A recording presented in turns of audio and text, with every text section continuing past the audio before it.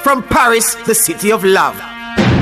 Our coverage is brought to you by our diamond sponsors, KFC, Pizza Hut, Fosrich. Or gold sponsors, Sagicor Group, J. Ray and Nephew. Or silver sponsors, Supreme Ventures Limited, Digicel, Gatorade. Or bronze sponsors, National Road Operating and Constructing Company Limited, Spirits Expressions Sports Lounge, Imperial Optical Jamaica, Rainforest Caribbean, National Commercial Bank, Sunshine Snacks, First Rock Group, Grace Foods, and our other sponsors, Multilink, Kiss Baking Company, Hose Assembly and Supplies, Students Loan Bureau, Massey Distribution Limited, Starbucks, Tourism Enhancement Fund, Evergrow, Real Estate Board, Horton's Pharmacy, Petrojam Limited, Wellington Dental, Fontana Pharmacy, Juicy Patties, Maxi Department Store, Road Safety Unit, JTA Cooperative Credit Union, ISP Finance Services, Postage Logistics Group, Royalton Resorts, High-Low Food Stores, Charles O'Connor Consulting Network.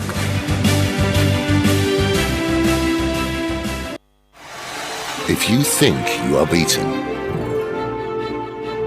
you are.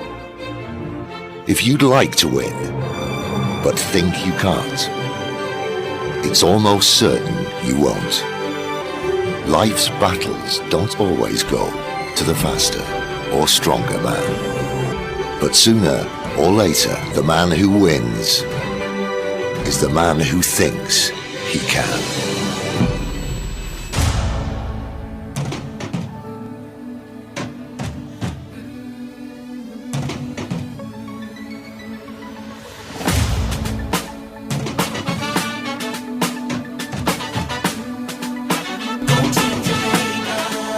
Let's light the torch and the flames, heat up the track, burn up the games, and let the world know our name. We're Team Jamaica. Nationwide, 90 FM, your Olympic station. Let's light the torch and the flames, heat up the track, burn up the games, and let the world know our name. Go Team Jamaica. And when our flag is raised and our anthem plays, stand up and take your place. Go Team Jamaica. And after you run your race, no matter where you place, we will still celebrate you, Team Jamaica. Let's light the torch and the flames, heat up the track, burn up the games, and let the world know our name. We're Team Jamaica.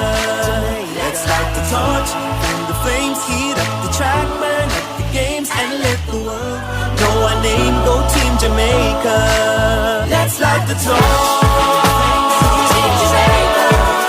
And let the world know our name. Go Team Jamaica. Let's light the torch. Team Jamaica. And let the world know Team Jamaica. Go Team Jamaica. Go Team Jamaica. Oh yeah. Go Team Jamaica. Go Team Jamaica. Go Team Jamaica. All right, we gave you every bit of that song. You join us on Paris this afternoon at 12:08 p.m. on Nationwide 90 FM. Those of you watching us in Jamaica on our YouTube platform, welcome to all of you as we prepare for another afternoon session at the games of the 33rd Olympiad. We are in time to see the presentation ceremony for the men's 400 meters, where the American Quincy Hall, through gritted teeth, ran down the leader Matthew Hudson Smith and edged him on the line, and the proud Zambian Samu Konga will climb the podium and collect a bronze medal. Two national records he produced in the semis and the final back-to-back, and the culmination of that effort is that he is a bronze medalist at the Olympics at just 21 years old. A tremendous accomplishment for the young man. My name is George Davis, and I'm working alongside Juliet Cuthbert-Flynn and Michael Carr. Michael is just a step away from his seat. Juliet is here. She's early. She's on time. Well, she's not early and on time. It's either or. She is on time. On time. She's on time. Good afternoon, Juliet. Good afternoon to you, George, and good afternoon to our listeners. So I ran out, Juliet, to get some maintenance done. Yeah, I like to get that. some maintenance done. You know, So the in qualification the is- barber shop, and in the nail salon, you know what they were talking about this morning? Of though? course. Not Roger Stoner. No, The 4x1. The 4x1. Jeez, and bees, I've never seen a color. because listen, both of us sighed at the same time. But you know what, George? When you don't prepare, then anything can happen when it comes to something bad. And all of us have been talking about this as far as preparation Yes. for the relay team. Yes. The relays have been put on the back burner. Yes. Nobody's been doing much of anything. Yes. We don't meet until the Olympic Games. Yes. Do you know that the USA, as big as they are, Yes. all the athletes are from different places, and they try to, at least, whether it's the pen relays or they try to be at a particular meet, Yes. where all 4 athletes get there and they're able to do a relay. Yeah. A relay. Yeah. Us as Jamaicans, most of our athletes, well, we're either here or in the US. Mm-hmm. So if it is that most of us are here, then it's easy for us to just grab up 3 people and send them and meet the other ones, somebody Meet them afar, in yeah? the foreign, Yeah. and say, look, we're going to go to this meet, whether it's Mount Sac relays, whether it's whatever relays, that's a little bit early, but whichever relays, just so we could get that baton exchange. Why is it that we have been so selfish? Now, I can say that and be, and be loud with it, because I've been a part of many relay teams where I have seen what has happened in our relay, with persons just either being selfish or whatever it is, or coaches have their favorites, and it has been this politics in the sport that we just can't seem to get rid of it, and also the selfishness. And I think it has played a major part in why we are not getting these baton changes right, because we don't practice. And you're not used to the athletes now in high school. They are used to the athletes, and they Yes. have these meets. Yes. Practice becomes perfect. Yes. And we can't expect to get to the biggest stage, the highest stage, a pinnacle, and expect that we're just gonna go out there and 2 weeks and everybody focusing on their event at the time and be able to really have meaningful baton exchange, and then come out there and really do anything substantive. And this is what happens when we've had other teams, like when you saying them, there was a cohesion, there was something cohesive about the group, whether your friend, whatever it was, that they were able to know, because all those things rub off, and you're able to get better baton exchange. And I don't think we have that. In the last minute, even for the women, somebody had to be sent for somebody to come and say, you're going to make up on the relay team. What kind of something is this for Jamaica, the country that we are the sprint capital Of the world. of the world. And we can say that because we're 3 million strong, or 2.8 million strong, and you have other countries who are like millions and millions of people. And it's very disappointing. And I can understand why the Jamaican public, that they were upset and talking about that relay this morning. Well, you want to hear the cussing on social media this morning when we were on with William Mitchell at about after 4. And then, as I said, it was just all the people in the shop were talking about moments ago. And 2 things. You remember when Lenny Tava Thomas ran her 200 meters and she was speaking to Wayne? Yes. And she said, well, she's waiting to hear what they have to say what about they have to say. And I was And like, we were what? like, what? What do you mean, wait to hear what is going to happen? That is absurd. What do you mean nobody's talking about, let me tell you, one thing, even though we had issues, one thing I can say, Glenn Mills was usually in charge of the relay. Yes. And we were able to at least get a little, even though we're up in our little event, Merlene and myself, and as up there as Merlene would make time and make sure that she, came out and did some relay passes, and we got things, at least we got those things right. But how can we go to the Olympic Games and we don't even know who's on the relay team like a week before? How? You giving your afternoon as KC Graham walks into the studio. KC Graham, we're live on air and you're coming in quarreling with Juliet. I don't understand you. Grab your seat, please, sir. Sit down. So you've given your example at the highest level, and I'll just give mine at the very, very lowest level. Even in high school, you Yeah. don't go to a meet with a team that are perfect strangers, as we did it with that men's 4x1 this morning. Right. Because what is true is that when we were in high school and we were building up to go to champs, Casey, sit right here, Sit- please. sit right Thank there, you. Casey. Casey's not coming, so that's your chair today. When we were in high school and we were going to champs, we first went to National Hurdles and Field Events Championships to run the 4x1 because the coach was dead set that him not carrying us just to champs to run together when we have no synergy. So we had to do that there. Then we went to the John Woolmer meet, which is like a few weeks before champs, and we ran the 4x1 again. Then he would run us privately against a selection, and then he said, okay, I see the pairing on the first leg, second leg, third, fourth, and you went to champs. And it says champs. Least of all, Olympics, Yeah. where the four men who ran this morning, I am dead certain it's the first time these men are They must- passing a baton among each other.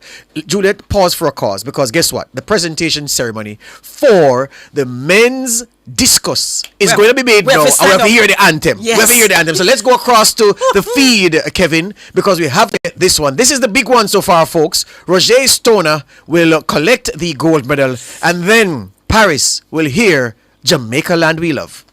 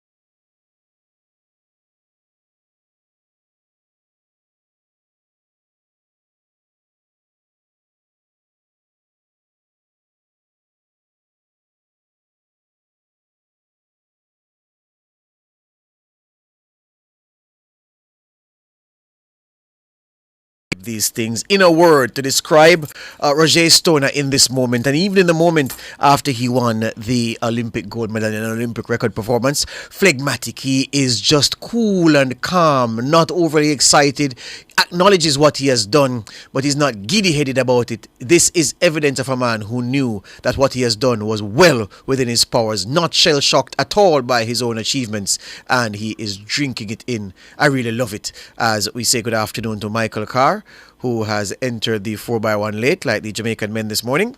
But he will do a much better job than them, I am sure. So Jamaica with its gold medal, its anthem played in Paris for the first time. I would wager that not since perhaps 1976, DQ gave us the gold in the 200 meters, and that usually comes in the early part of the track and field program at the Olympics. It's been a while, panel, Juliet Cuthbert-Flynn, Raymond Casey Graham, Michael Carr. It's been a while since it took so long for the Jamaican anthem to play at an Olympic Games. It's been a long wait. Today's Day 12, day 13, what? Yeah. It's been a long time. We don't normally wait so long to hear the Nope, anthem. we normally by the 100 meter, 200 meter, we're we're hearing good, something. we're good, you know what I mean?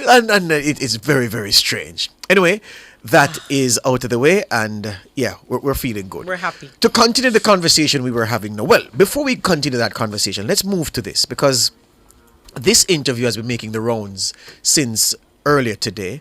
And Juliet, you need to get back here because I need to hear you need to get back here for this.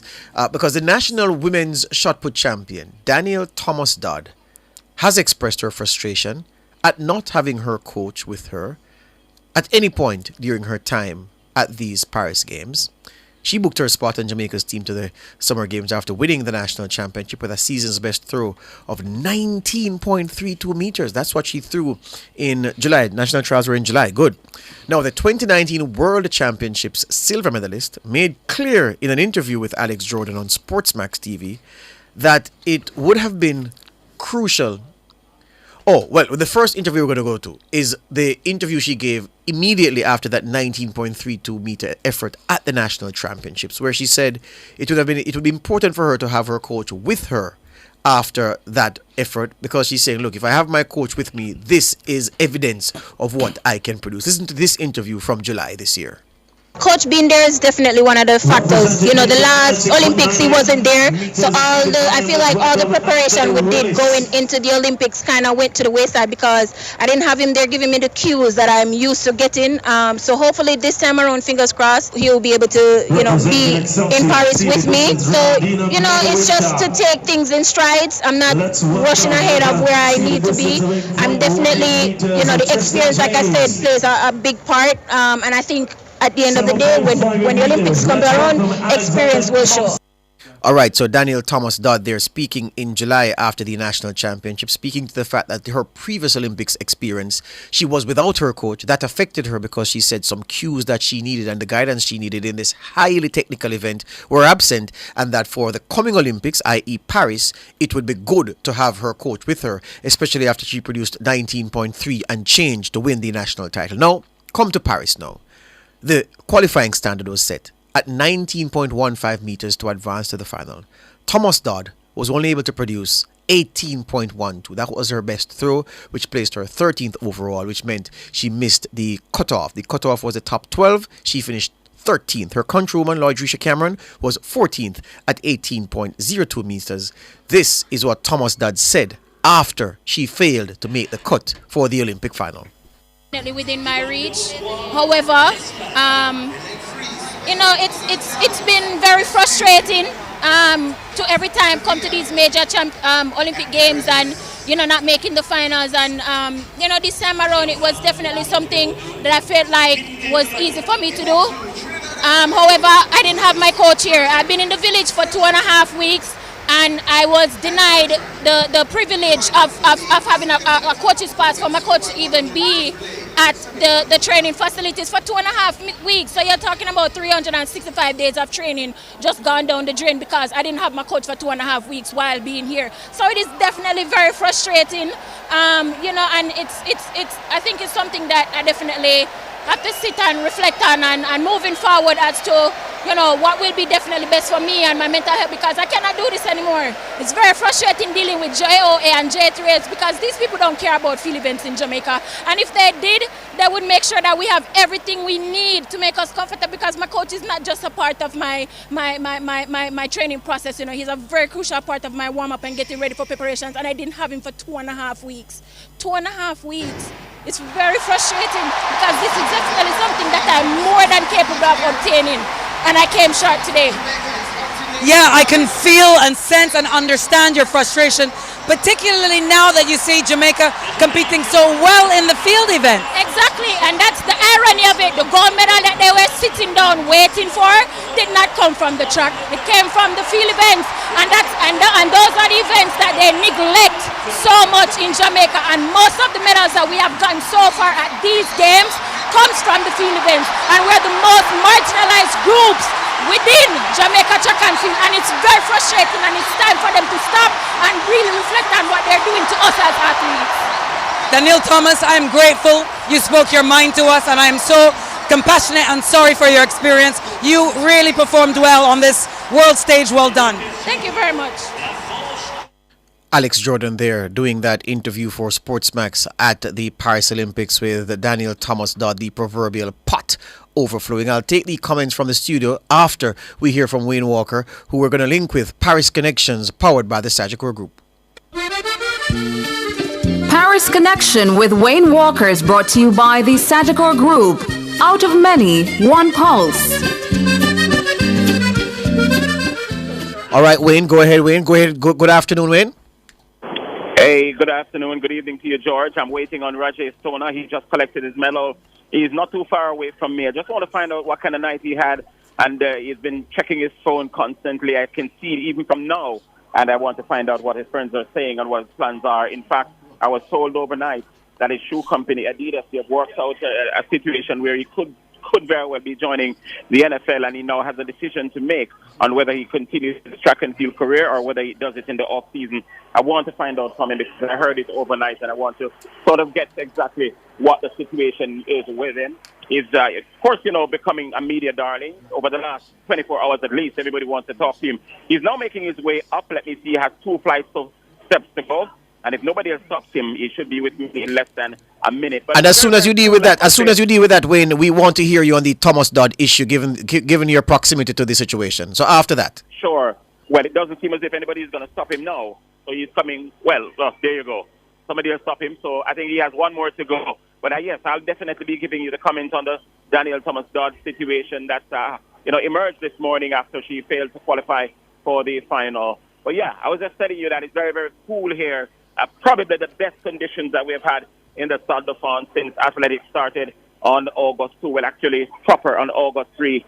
So we definitely are in for a very good evening of athletics, given the conditions. And the stadium is full, like it has been every session since the start of athletics.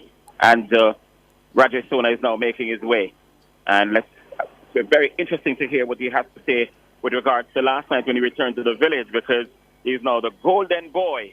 But more importantly, I want to find out what he's going to be doing with that gold medal that he won in terms of where he's going with it. If he's going to do it to the NFL, if the finances will determine whether he stays with athletics or he goes to the NFL. But yeah, that Daniel Thomas Dodd explosive situation this morning. I got a response from the president of the Jamaica Olympic Association this morning, Chris Bermuda, and he's pretty much asking her to recant. All right, so Rajay Stone is making his way to me now, and let's see what he has to say. The golden boy of Jamaica's athletics at the moment. Rajay, so you've finally gotten the piece of hardware around your neck. Again, congratulations, and I'm sure you can't hear it too much. Jamaica erupted last night at the Nationwide newsroom. They burst into the national anthem. The place was just crazy, and you're now the golden boy. What was the last 18 or so hours like for you? Good question. Pretty much been just scrolling on Instagram, Twitter, and just seeing what's going on online back home. Not too much sleep, I can tell you that. I'm not surprised that you were on your phone. I just tell my colleagues that you've been checking your phone and so on. So what are the people saying on the phone? Everybody's excited. Everybody's elated, proud to be a Jamaican. and I think I represented well out there. Yeah. When you went back to the village, what happened? I went back to the village very late. There was nobody really. So, as I said, I just went back to the room. I just kind of chill out, and I didn't hardly got any sleep. Hold on a minute. You're telling me you had a quiet night when you got back? I went back really late. I was here for a long, long time last night. You kept us up. We have that against you. You kept us up. You're right. All right. So last night I was hearing, Rajay, and you can confirm it or not, that you may have a decision to make your careers, the NFL, and athletics. At the moment, tell us where you stand with that. Same as last night. It hasn't changed. I still have to make some decisions. Some important people to talk to and have some conversation with some more people and see where it goes from there. Have you been drafted?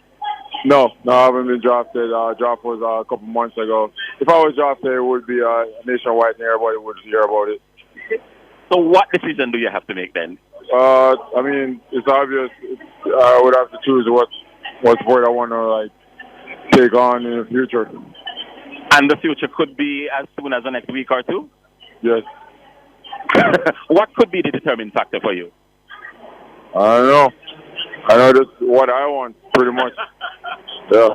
I think I know what you want as well. But Rajay, let me allow you to enjoy this moment, the moment from last night into today. Congratulations. Let me feel this. Wow, this is so heavy. It feels like a stone a goal. But congratulations once again, bro. Thank you. Rajay Stoner there, folks. Yeah, Wayne, don't leave us hanging. Thomas Dodd, what you were saying about a recant order, talk to us.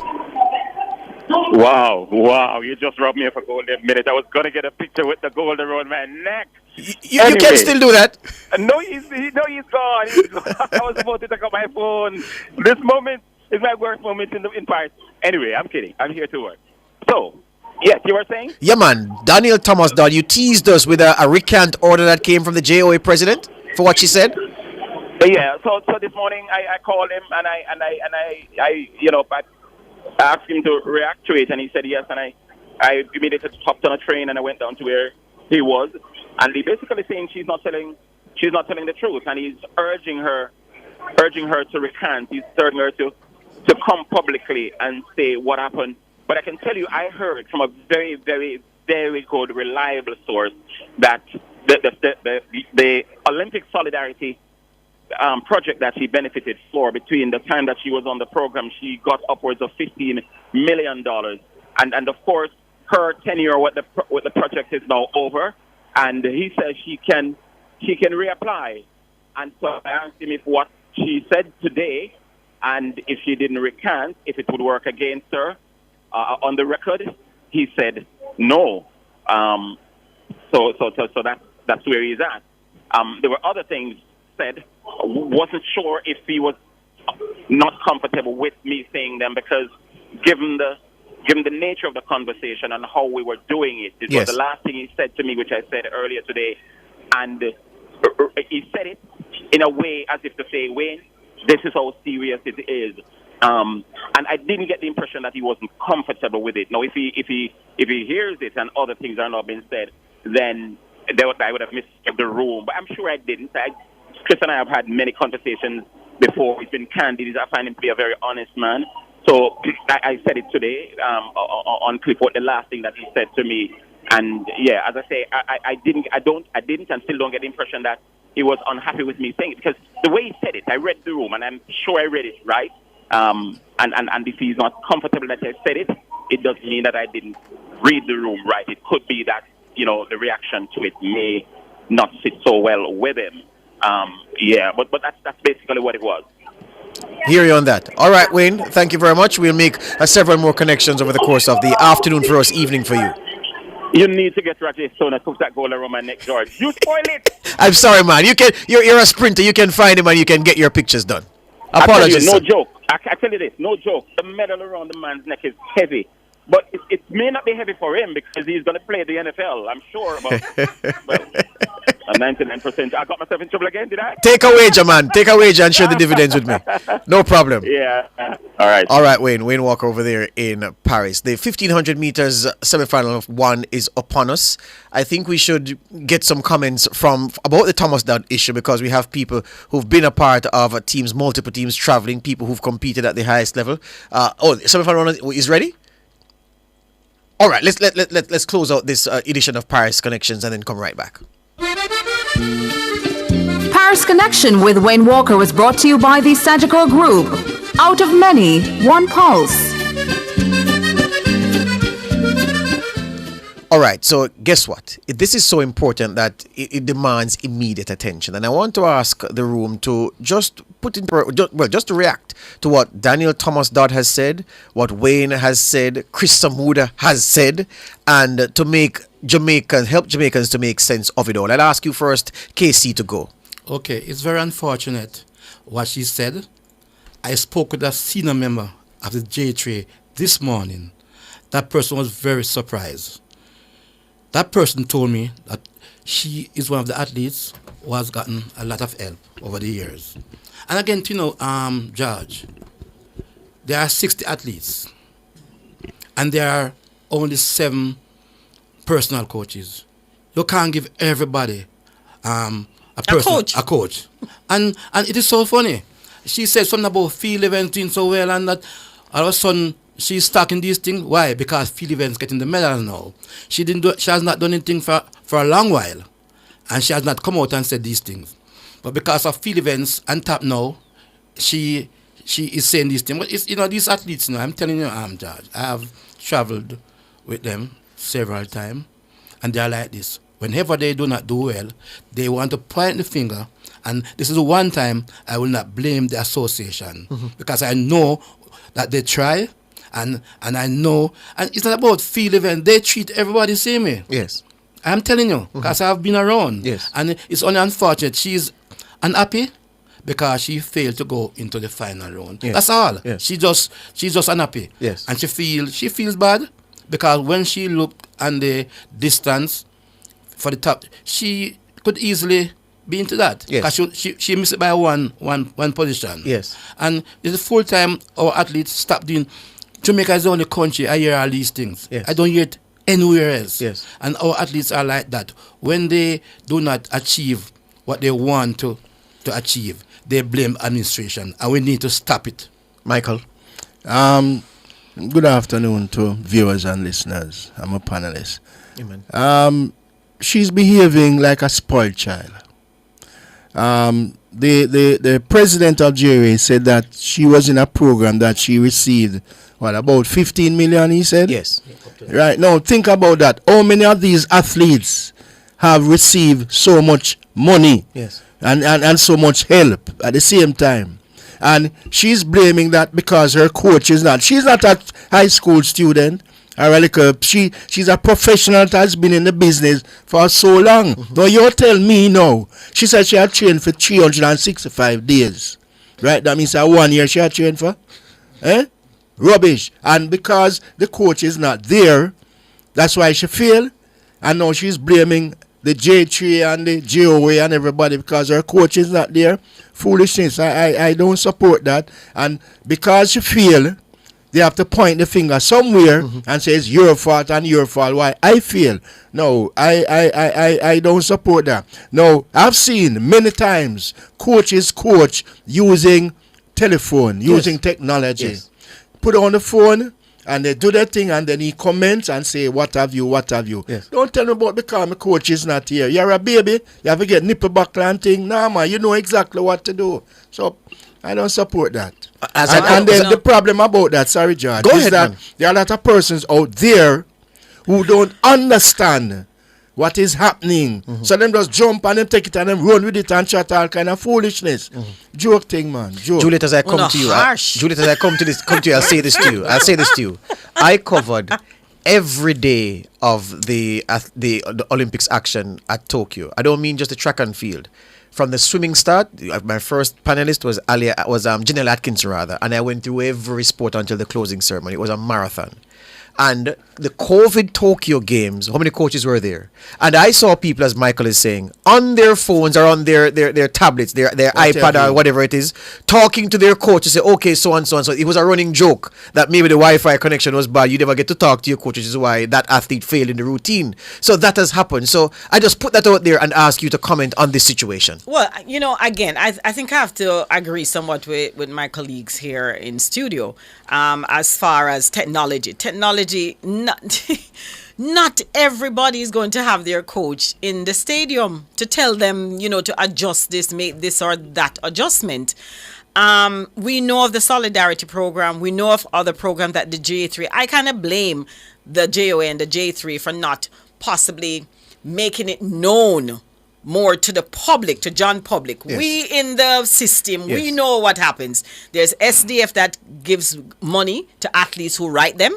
We know that, except that we don't know who. Yes. Because it's not something they make public. Yes. Right. We know that the Minister of Sports also gives funding for athletes. I was on one of the committee that right before the World Championship last year, leading up for I think about 3 months, athletes got funding for their training to help them. And that was publicized, but we didn't know who. That was publicized. And this year too, right.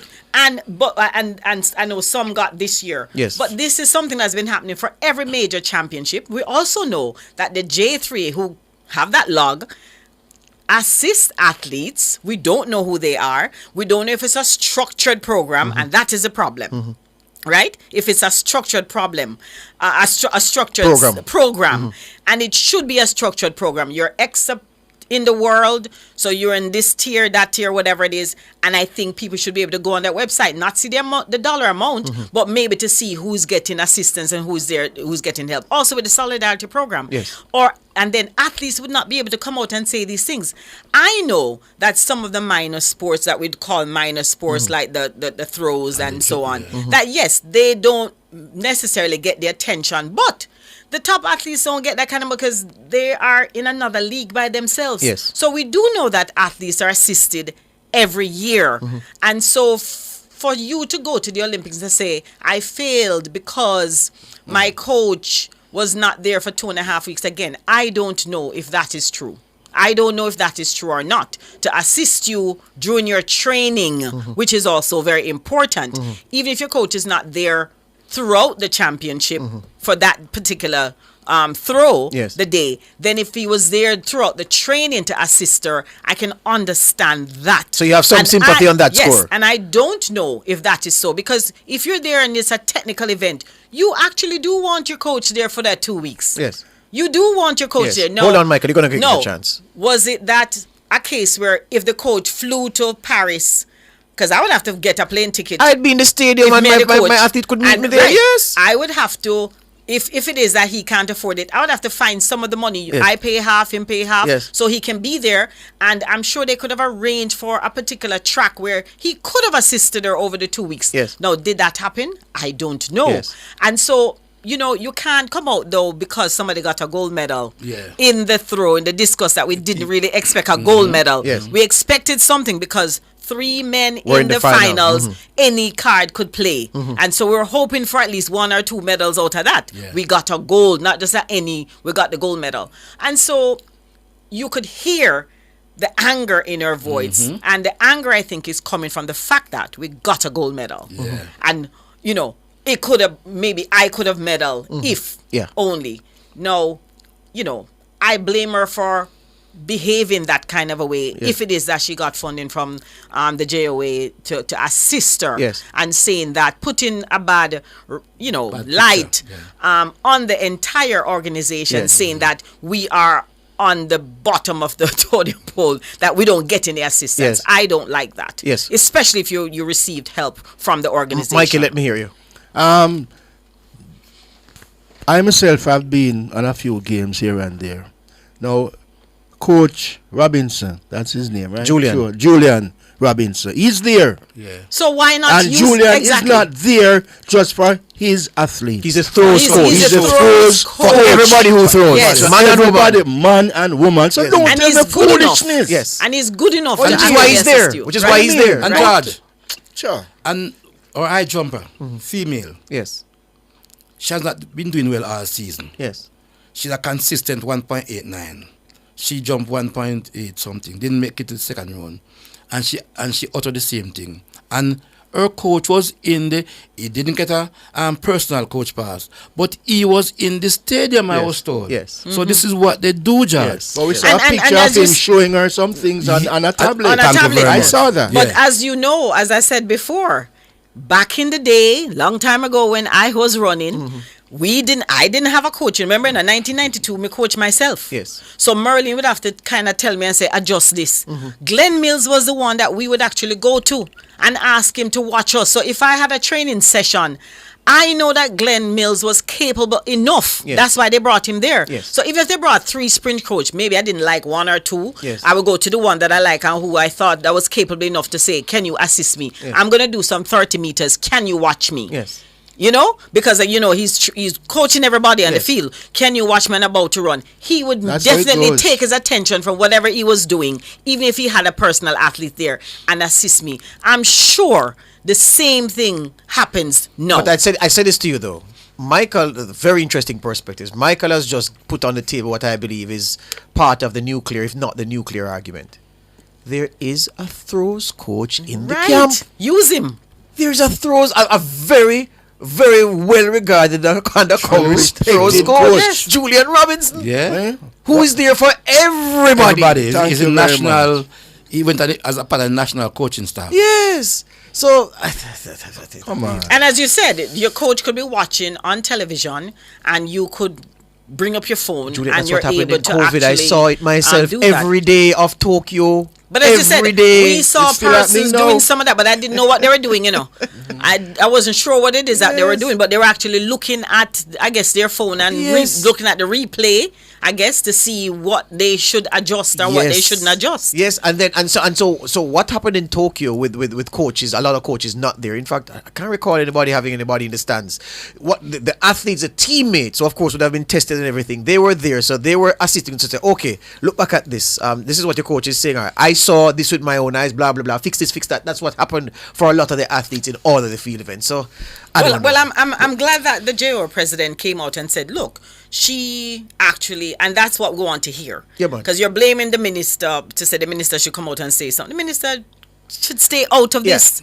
And I'm Stay happy you out said of that. I'm happy you said that. The because minister again, must stay out of this. Again, like football, where FIFA frowns on governmental There you interference in the running of sport of the Football Federation, the Olympic Committee IOC. has the same approach. Yeah. The sporting policy is set by the government. Sporting administration is done by administrators, and it stops there. Yeah, it's as simple as that. So minister this or that now have nothing to do with what's happening with the JOA and the J3s and how they manage the things under their thumb, and they can't go and order Chris Samuda to do anything or order Gareth Gale to do anything. And it's the JO who sets the press as far the IOC as far as we know. Yeah, the coach, the decisions, the rules, the rules, yes, the rules of engagement. How many personal are coaches set by the how many IOC, this, not the JOA. is set by the IOC, and they follow that rule. Let's take semi-final 2 of the women's 1500 meters now, because we missed semi-final 1 where Faith Kipiegon qualified for the final with 3:58.64. Georgia Bell, Great Britain qualifying. Ellie St. Pierre from the USA qualifying, as did Laura Muir from Great Britain. Claudia Kazimierska from Poland. Agueda Marquez from Spain, all qualifying as well. Let's take semi-final 2 of the women's 1500 meters.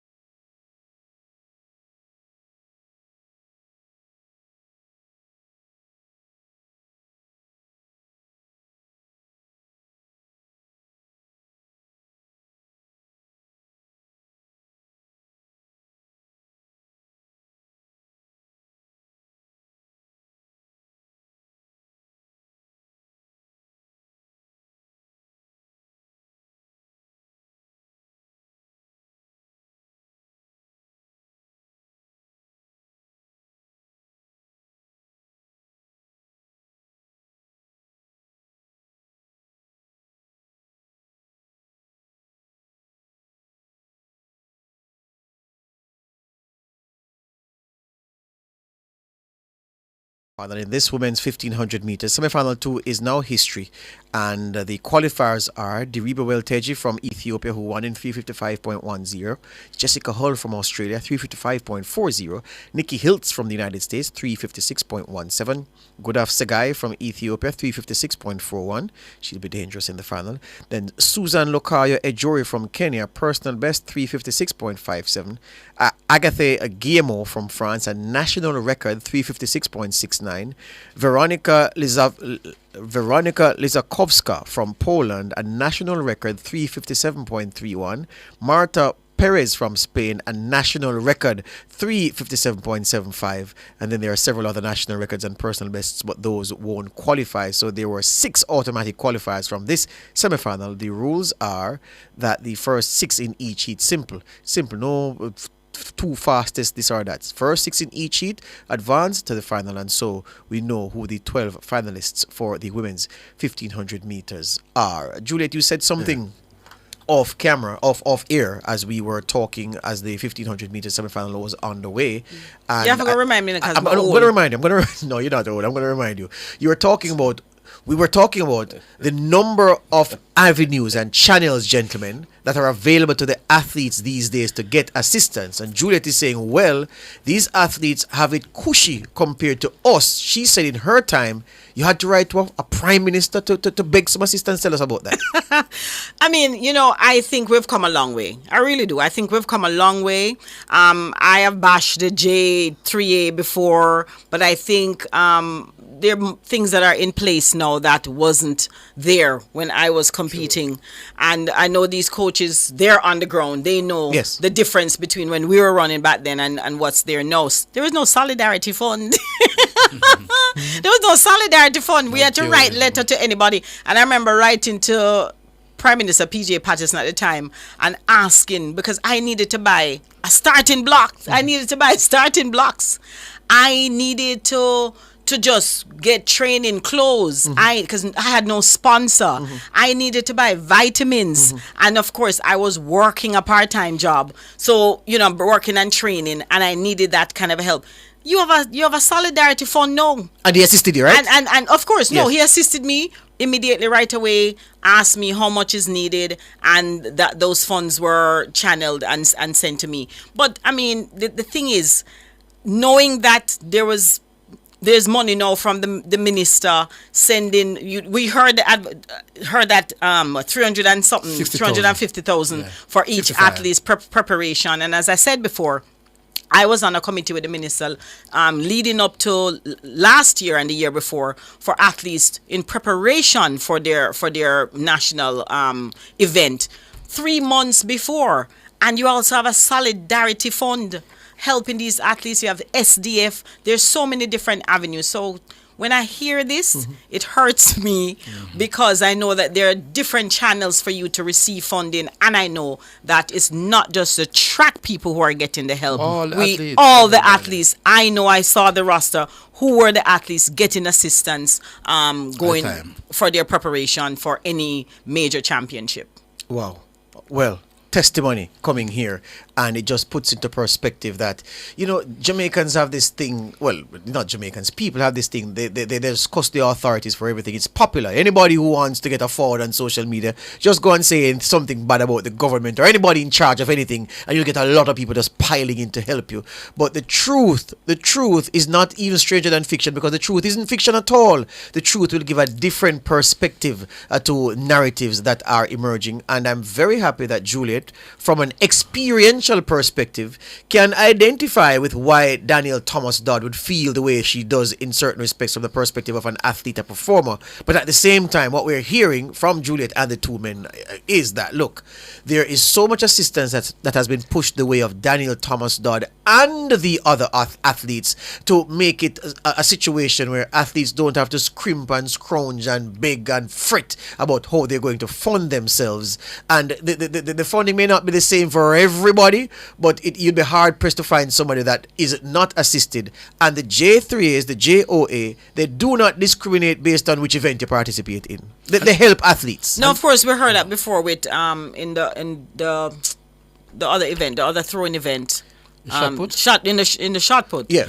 We did hear that comment saying that letters were written. Yeah. Again, I'd mentioned I don't know who those letters were written sent to, yes. and why, and why he didn't get assistance or not. There was assistance given, but not to the quantum that was requested, and that's a different thing because it's all about the ability to help. Let's take this quick break so we can come back and deal with business in the women's long jump final, where Jamaica has Akeelia Smith working with in terms of a medal hope. Celebrate our athletes with the winning spirit. Ray Rum. The time by Ray and Nephew White Overproof Rum is 12:58. Jamaica, it's here again. Phosphorage Super Summer Sale, July 1 to August 31. Come get your wires, breakers, solar flood lamps, LED bulbs, ceiling fans, and so much more. Call 876-937-5099 or visit us in Kingston, Mandeville, Draxall, and Montego Bay. Up to 60% off this summer. Get your solar panels starting from $17,600. Come shop, come save at Phosphorage Super Summer Sale, July 1 to August 31. See you there at Phosphorage. Open Sundays.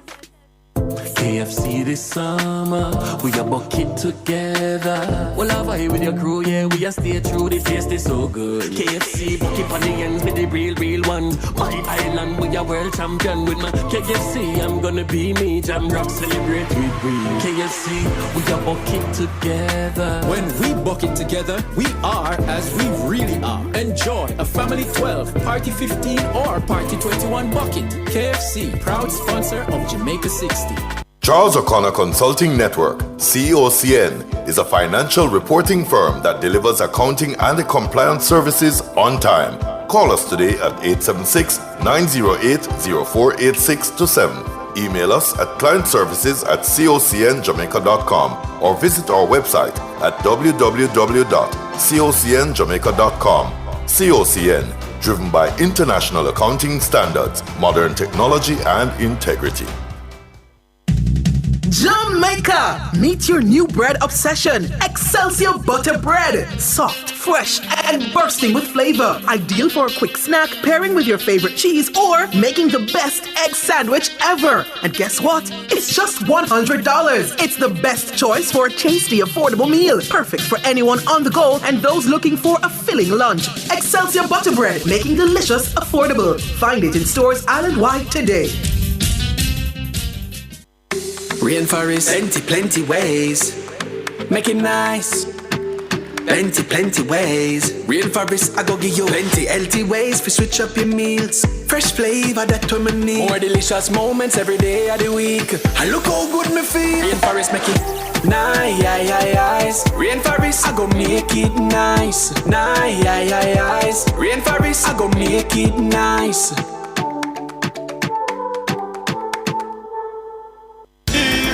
Outperform, outlast. With top performance. Jackama. Reliable, full stop, not comma. We have the expertise for drilling and demolition. We have the power tools for plumbers and electricians. Fancy electrodes, free parts and free repairs. 3 parts, free repairs. 2 to 3 years. Hilton, available at Delta Supply, 106 Hagley Park Road. Call us at 876-302-61114. Delta Supply, we service what we sell. So you think all toilet paper is the same? Yeah, basically, tissue is tissue. You obviously never experienced the domino effect then. No, what that? Feel this. Wow, that is soft. Not just soft. Domino toilet paper is also super strong and ultra absorbent. Basically, you're getting comfort where you need it most. So yeah, you want to give me this one, right? Domino toilet paper. Experience the domino effect and get softness all around you. Available at retail stores near you.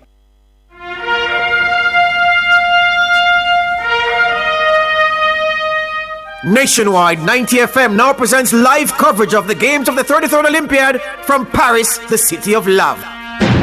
Our coverage is brought to you by Or diamond sponsors. KFC, Pizza Hut, Fosrich. Or gold sponsors. Sagicor Group, J. Ray and Nephew. Or silver sponsors. Supreme Ventures Limited, Digicel, Gatorade. Or bronze sponsors. National Road Operating and Constructing Company Limited, Spirits Expressions Sports Lounge, Imperial Optical Jamaica, Rainforest Caribbean, National Commercial Bank, Sunshine Snacks, First Rock Group, Grace Foods, and our other sponsors: Multilink, Kiss Baking Company, Hose Assembly and Supplies, Students Loan Bureau, Massey Distribution Limited, Starbucks, Tourism Enhancement Fund, Evergrow, Real Estate Board, Horton's Pharmacy, Petrojam Limited, Wellington Dental, Fontana Pharmacy, Juicy Patties, Maxi Department Store, Road Safety Unit, JTA Cooperative Credit Union, ISP Finance Services, Postage Logistics Group, Royalton Resorts, High-Low Food Stores, Charles O'Connor Consulting Network. Welcome back to Paris this afternoon, PTA here on Nationwide 90 FM. So we're telling you that action is underway in the long jump final for women. Akeelia Smith, the Jamaican, has not jumped yet. She's going to be on the track on the strip in about fourth up. She'll be fourth of the 12 women who are there so far. Ruth Osoro from Nigeria has jumped. She's the first one out, and she did a 6.58 meters. Also to tell you that the women's heptathlon, the action has been riveting in that competition since this morning.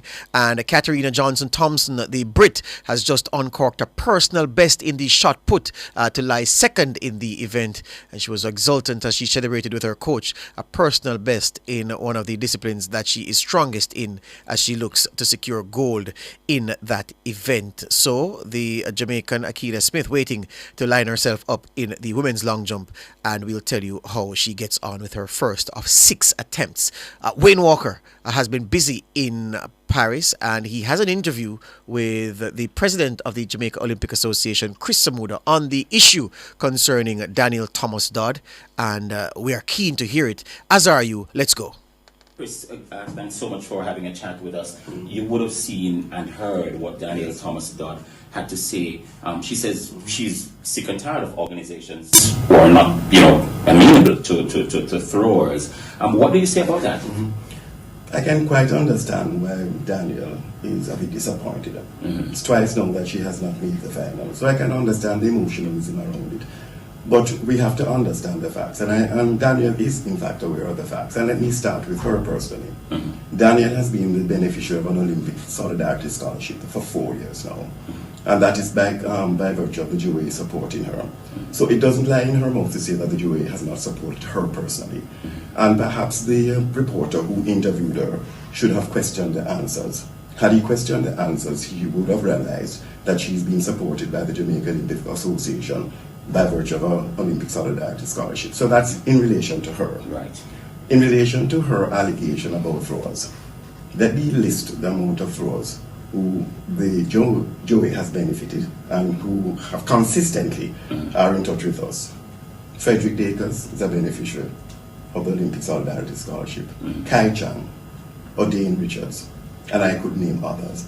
So it is very unfortunate that Daniel, knowing the facts, would have created an impression that the Jamaica Olympic Association is not helping our throwers. As a matter of fact, when the throwers reached out to us in relation to the situation that existed at the University of the West Indies Museum, VAC, in terms of their legs, we, in fact, spent money and repaired the legs so that they could train in the dark.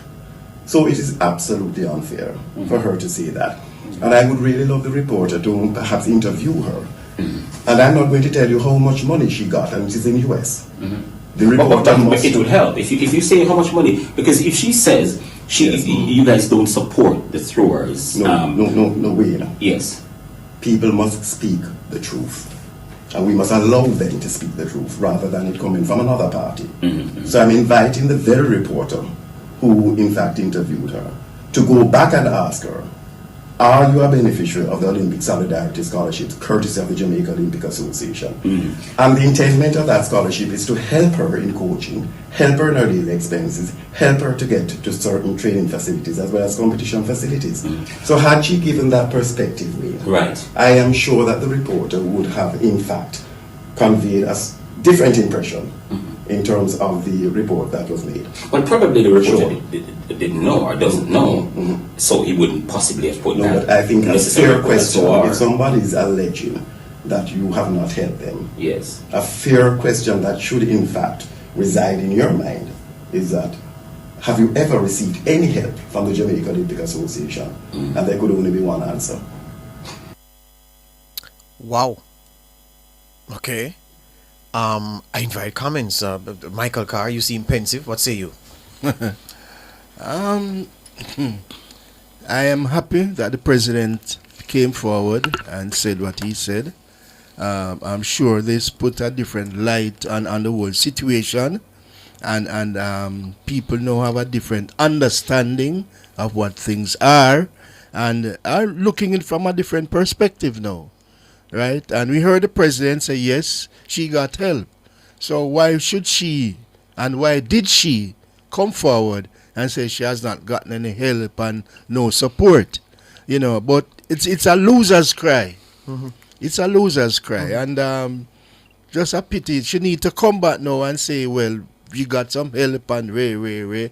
But it was just emotions this morning and disappointment, and she just talk what she feel for talk. Juliet, 4 years of beneficiary under the Solidarity Program is what Christopher Thomas says of Daniel Thomas Dodd. Help with living expenses, training equipment, getting to training. Training on the lights, so the lights were fixed specifically so the trainers could play. What he said, darkness mean that night, they could train see, at night. train Yes. at night. Yeah. I didn't even know that lights were fixed, and I wish we had Solidarity. I keep saying it. I wish we had Solidarity Fund back then. No, but it's. I'm glad he came out, and even though he was unwilling to say how much these athletes got, yes. But when the USA give, people tell. Yeah. When the NFL people that's the thing about us. We hide too much. Yes. There are reports from those organizations with the figures in that you don't even have to ask someone. You just go and find it on the internet. Yes, on the website. Hide too much. We hide too much. Yep. Right? And that is, if you come out and make such an allegation, I'm going to tell, no, she got X amount of dollar in the last 4 years. Yes. It should be there. Yes. And for everybody to see, transparency. Yes. It shouldn't be hidden. This is money you're getting. This is funding you're getting from the IOC, basically, to really come out and fund these athletes. So it shouldn't be something that's hidden. And so I would put it out there on JOA. You need to have a website. J3A, you need to have a website where all of this information should be seen, and for persons to go on it to make sure that persons don't come out and say these things. Casey, are you like us believing that the president ought to have named that figure in terms of the quantum of support she's gotten over the years? Yeah, I think so, because at least the public will know what is going on. And there's two sides to a story, Judge, and I'm happy that the president came out. And I agree with him too. That same reporter must go back to Danielle and ask her how much she has gotten from the JOA. Our reporter need to follow up. Follow up. Our reporter, reporter may not. Yeah. Our reporter need to come back and ask those right. questions. You said X in this interview. Is that true? Is that true? Right. Did you not get any support over the last X amount of years? Because you're training for the Olympics for 4 years, So it's not a 365. That's not a 1 year thing. Yes. It is a 4 year thing you're leading up to. And so, I think those questions should be asked. And the thing is, again, as I said, the reason why persons have the perception in our country that athletes are not getting the assistance is because it is not transparent. It's a secret. It is a secret. Everything is a secret in this country. It's just too much secret. We're too secret. It's the secretive business. NFL people, and them draft them, they know much money. I mean, for us, that's why we're amateurs. Yes. You don't know how much money you say in contract is. You don't know how much money Elaine contract is. You don't know how much money anybody's contract is. Yes. That's why you're an amateur. Yes. But other sports, international sport. That's the exactly point what I'm she's trying saying. to That's make. exactly what she's saying. That's the point I'm trying to make. Yeah. We're going to continue to be an amateur Listen. sport because nobody knows. Everybody's guessing. And when you come to go on the J3A website or JO website, they don't have nothing to show you. Let me put it this way. You let a Jamaican sporting federation sign a contract with a big company and go to the press conference and say, what's the value of the sponsorship? You'll hear cricket. They'll never hear that. Never hear that. Nobody publishes No. that. Nobody. And I'm always wondering, what's the secret? You know how much you're demanding to know how much the ministry get, how much this, that. You want to know all of that, You want to know about public funds, but you running an organization that you get sponsorship money, you sign a deal and you say, okay, what's the value of the sponsorship? You will never be And told. I have a problem with that. I too have a problem with I that have a because it problem doesn't with happen like that anywhere else in the world. It doesn't. Yeah. And I've traveled. You have traveled. Yes. We've all traveled We the have all world. traveled the world. We know that these things, it doesn't happen. It just don't happen. All right. And if we were more transparent, athletes would not be able to come out and say these things. JOA, get your website up. J3A, get your website up. Well, I can tell you that Akila Smith has gone one jump in the women's long jump final already, and she produced 6.66 meters, a fair first effort. There are, to date, how many jumps? Well, from the first jumps, how many jumps were bigger than hers? The German Malaika. Only three. So she's the fourth best jumper so far on that first attempt. And as I remind you, this is the final, so they have 6 repetitions. And, well, they have 6 jumps. Three first. Three first, and then right. Top eight get an additional 3 produce jumps. the last 3 on the board. So she has potentially 6 jumps to secure herself a medal.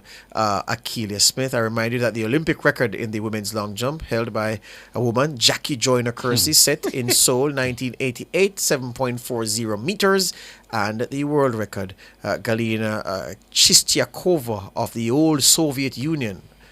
I don't know what that should communicate, but it was set on June 10, 1988. It might not be legal. In Lenin. You see you? I won't go that through. 752 doesn't seems like a fair mark to me. 752, the mark in the women's long jump. Although it's been here for a hell of a time, though. That's a TCKC. long time. 1988. Oh my gosh. Yeah, I was in primary school at that time. How old were you, George? I was about 6, I think. I was in prep school at the time too. You weren't in prep school. Because look at you. 1988, me know say you did their own. Mr. Cunningham. I quote somebody. Mr. Cunningham on the control side wants a break, so we'll give him a break. Oh, before we go to the break, Damien, I must remind the panel that there was a story that broke yesterday that because it was so busy, we didn't get to speak of.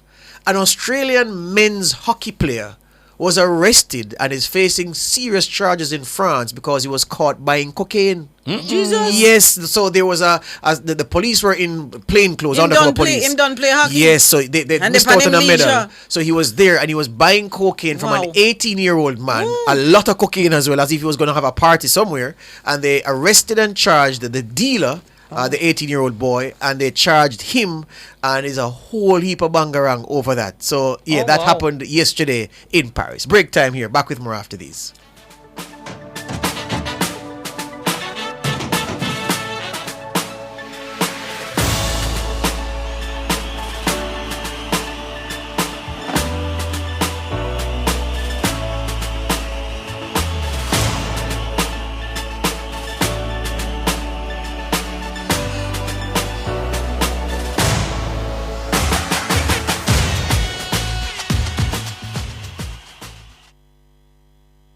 Music users, a license from JCAP is a must for the use of music for entertainment purposes. Respect the music, respect the creators, play by the rules.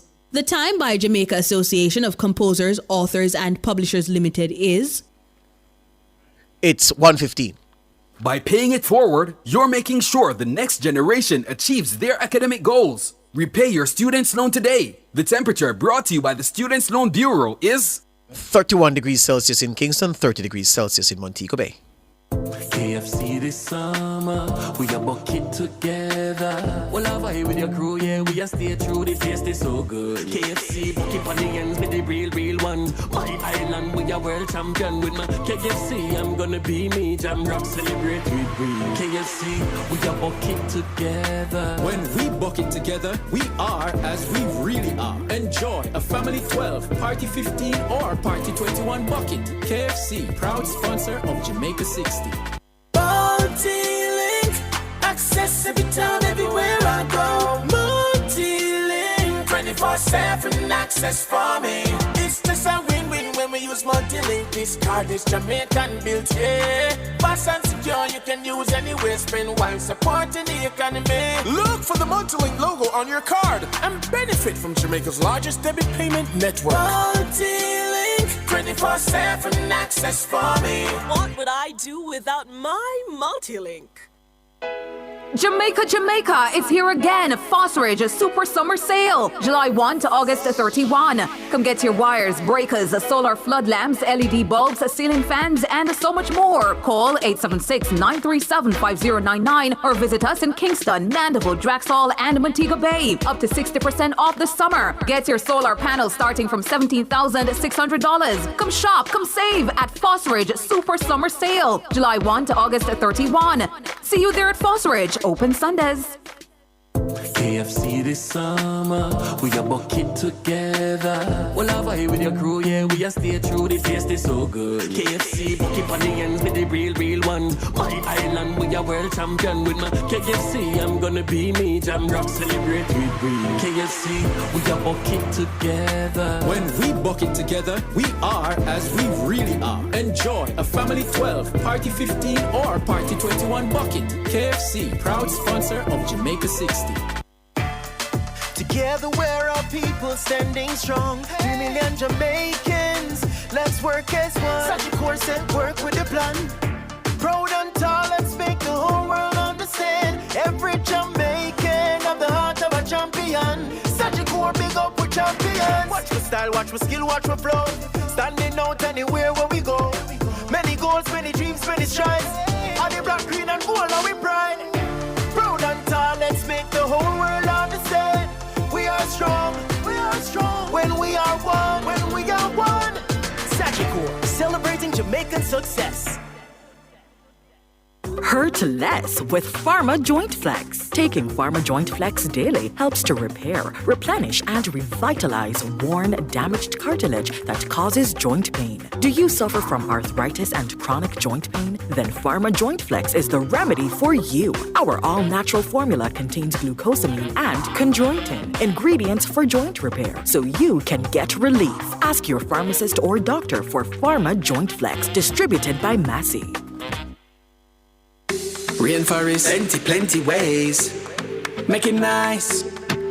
Plenty ways. Rainforest, I go give you plenty healthy ways to switch up your meals. Fresh flavor that to me need. More delicious moments every day of the week. And look how good me feel. Rainforest make it nice. Rainforest, I go make it nice. Nice. Rainforest, I go make it nice.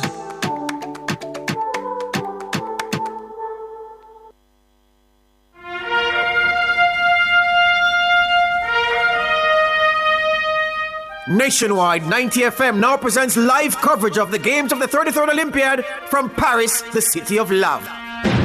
Our coverage is brought to you by Or Diamond sponsors, KFC, Pizza Hut, Fosrich, or Gold sponsors, Sagicor Group, J. Ray and Nephew, or Silver sponsors, Supreme Ventures Limited, Digicel, Gatorade, or Bronze sponsors, National Road Operating and Constructing Company Limited, Spirits Expressions Sports Lounge, Imperial Optical Jamaica, Rainforest Caribbean, National Commercial Bank, Sunshine Snacks, First Rock Group, Grace Foods, Jamaica Customs Agency, and or other sponsors, Multilink, Kiss Baking Company, Hose Assembly and Supplies, Students Loan Bureau, Massey Distribution Limited, Starbucks, Tourism Enhancement Fund, Evergrow, Real Estate Board, Horton's Pharmacy, Petrojam Limited, Wellington Dental, Fontana Pharmacy, Juicy Patties,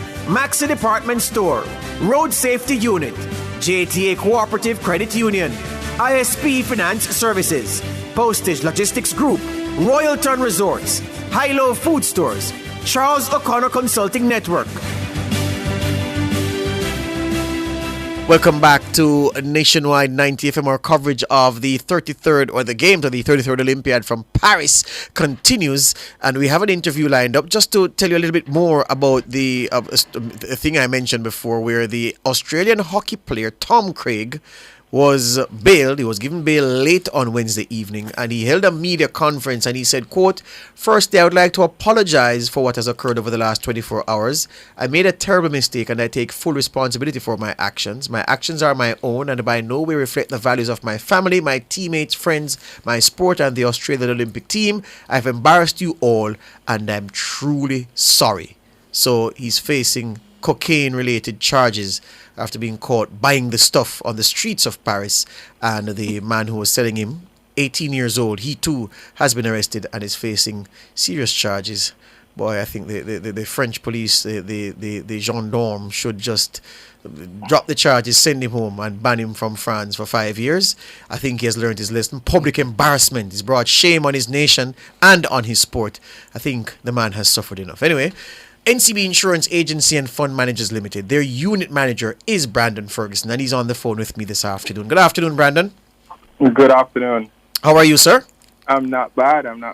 How have you been enjoying the Olympics, if at all you have been enjoying these Olympics? I have been. Anything Jamaican is all me. Where were you when Roger Stoner did what he did yesterday? Olympic record gold medal throw. Actually, I was home when I watched it. I was at home. Yeah. It was exciting, very exciting. And you would never have expected that, the gold would have come from that area.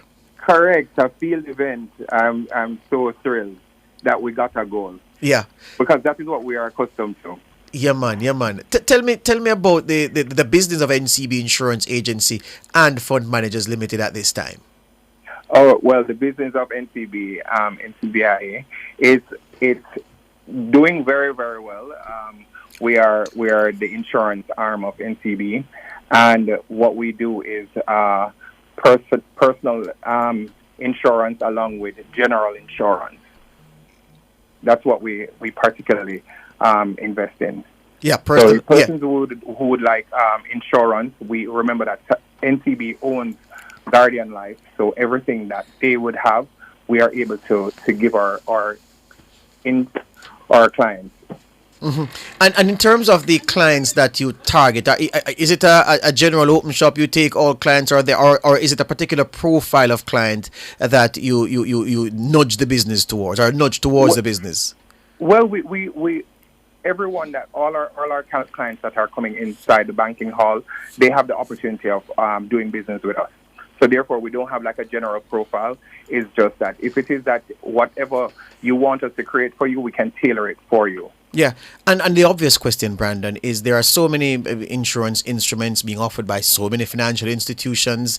I mean, NCB's name is strong, but beyond the strong NCB name, for those contemplating that kind of investment or move, why should the NCBIA be their move of choice? Well, NCB is the people's bank, so I think that we are poised. We've been doing this for years, and we're the competitors, and we please our clients. We go above and beyond, and the customer service that we pride ourselves with, right? So we're a one-stop shop. You can get everything there.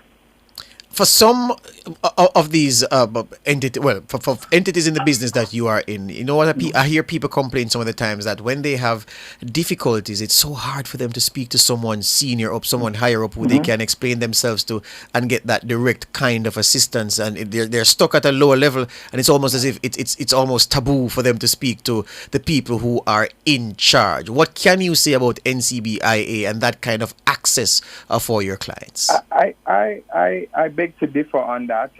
We have had problems in the past, and we have taken action as it relates to the customer service. We're going through a paradigm shift, and we are ready. There is no complaints that are outstanding right now, and as I'm new to the organization, but we have had plenty changes since recently, and looking forward, we are ready to take on the challenge. Right. for our clients.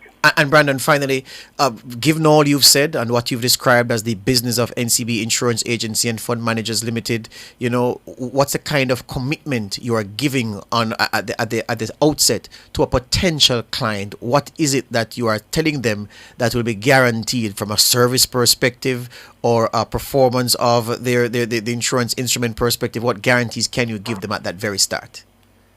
Well, what I can say is that we're backed with NCB as the back end of everything, and we're going to be delivering on the promise that we're making to our clients.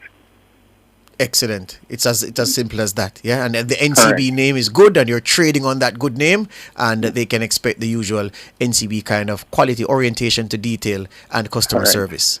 There you go. Well, I urge you to keep, we're all in the struggle together, Brandon, looking for the next gold medal and cheering the performances as they come in. And we certainly hope that you continue enjoying the Olympics. And thank you for the support of NCB for nationwide coverage of these 33rd Olympiad Games from Paris, the City of Love. Thank you. Thank you. Brandon Ferguson there, the NCB Insurance Agency and Fund Managers Limited unit manager, speaking about the business that NCBIA is in and what clients can expect when you or if you choose to move your money in that particular area to NCBIA. On the track now, the men are going through the javelin. They're well in the action in the javelin final. It was like yesterday. I remember London 2012, a 19-year-old Trinidadian named Kishore Walcott stunned the world when he landed the javelin in a position that none of his rivals could better. I remember I was doing commentary. on TV that morning when he won the Olympic gold medal. I was in the booth with a quarter miler from Trinidad and Tobago, and I'm trying to remember Ian's last name, but Ian Morris was my guest. He went to the final of the 400 meters at the Atlanta Olympics in 1996. He finished fourth in the final, the Trinidadian. The man ran out of the studio on live TV.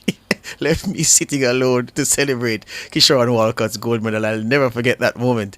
Kishore Walcott is in this field once again. Also in this field is Anderson Peters, the Grenadian who was beaten by 6 men on a party boat in Grenada in August 2022, August 7, 2022. I was working at Sportsmax at the time, and I remember how we covered this story, and it was the leading story in the Caribbean for days. How a world champion, because he was a reigning world champion at the time, how a world champion could have been assaulted by men on a party boat. The footage was not flattering at all to see men piling in and beating him and eventually pushing him into the water. All of that. 6 men were arrested and prosecuted for this assault on Anderson Peters. Anderson Peters has put that behind him. He's back and here in the final and looking to do himself proud. And as we speak, he opened with 84.70. The aforementioned Kishore Walcott from Trinidad and Tobago, he opened with 86.16. That's a season's best for him. And those are 2 of the first 3 throws in this 12-strong field. So we'll be keeping a keen eye to see if either of these Caribbean men or both of them can win medals in this event. Recall that Walcott was the 2012 Olympic champion, and Peters was a world champion from 2019. The men's 200 meters final is upon us now. And the lane assignments. In lane 2, Tapawinashi Makarawu from Zimbabwe. Lane 3, Makanakaishe Charamba from Zimbabwe. Lane 4, Alexander Ogondo from the Dominican Republic. Lane 5, Noah Lyles from the United States. Lane 6, Arian Knighton, the United States. Lane 7, many people feel that if the Lyles party is to be spoilt, then let's see that Tibogo is the man who will spoil it. He's in lane 7 for Botswana. Lane 8, Kenny Benerick from the United States. And lane 9 has Joseph Fanbule from Liberia, representing the Republic of Liberia. Out there in lane 9. Don't know why Juliet Cuthbert Flynn is chuckling, but Lyles roars onto the track and goes through his histrionics once again, as he did before the 100 meters final. And you know what I find funny? He needs to save some energy. Hold on, no? Kishane Thompson stood in his lane in the semifinal of the 100, roared, the official came to him and yellow carded him for disrupting the opponents. And this Lyle man- sprints onto the track and goes through a whole gymnastics routine. And Nothing. nobody says anything. Ah, boy, I tell you. He's from the US. If me the official me that say hello. Anyway, call the medals for me, Juliet. Come, please. Call the medals for me. The medals? Yes. It's gonna be between Lyles, Knight, and Tobago and Benerick. So, that's 4. Yes, come on, man. Give me the medal places, the man. Sure. Benerick, Tobago, Lyles. In bronze, silver, gold. Well, in which that's not the order. Yeah. But is the medal contenders Tobago, Benerick, and Lyles. Casey. USA sweep. I think Lyles will win. Benerick second. And Knighton third. What say you, Mikey? Knighton, Lyles, and I squeezing in Tobago, somewhere there. So Knighton to win. Top 3 that I give you. Who gonna win? Who get gold? Who will win gold? Top 3 that I give you. I said gold. He said top 3. All right, Benerick look good. All right, let's go to the commentary. Benerick.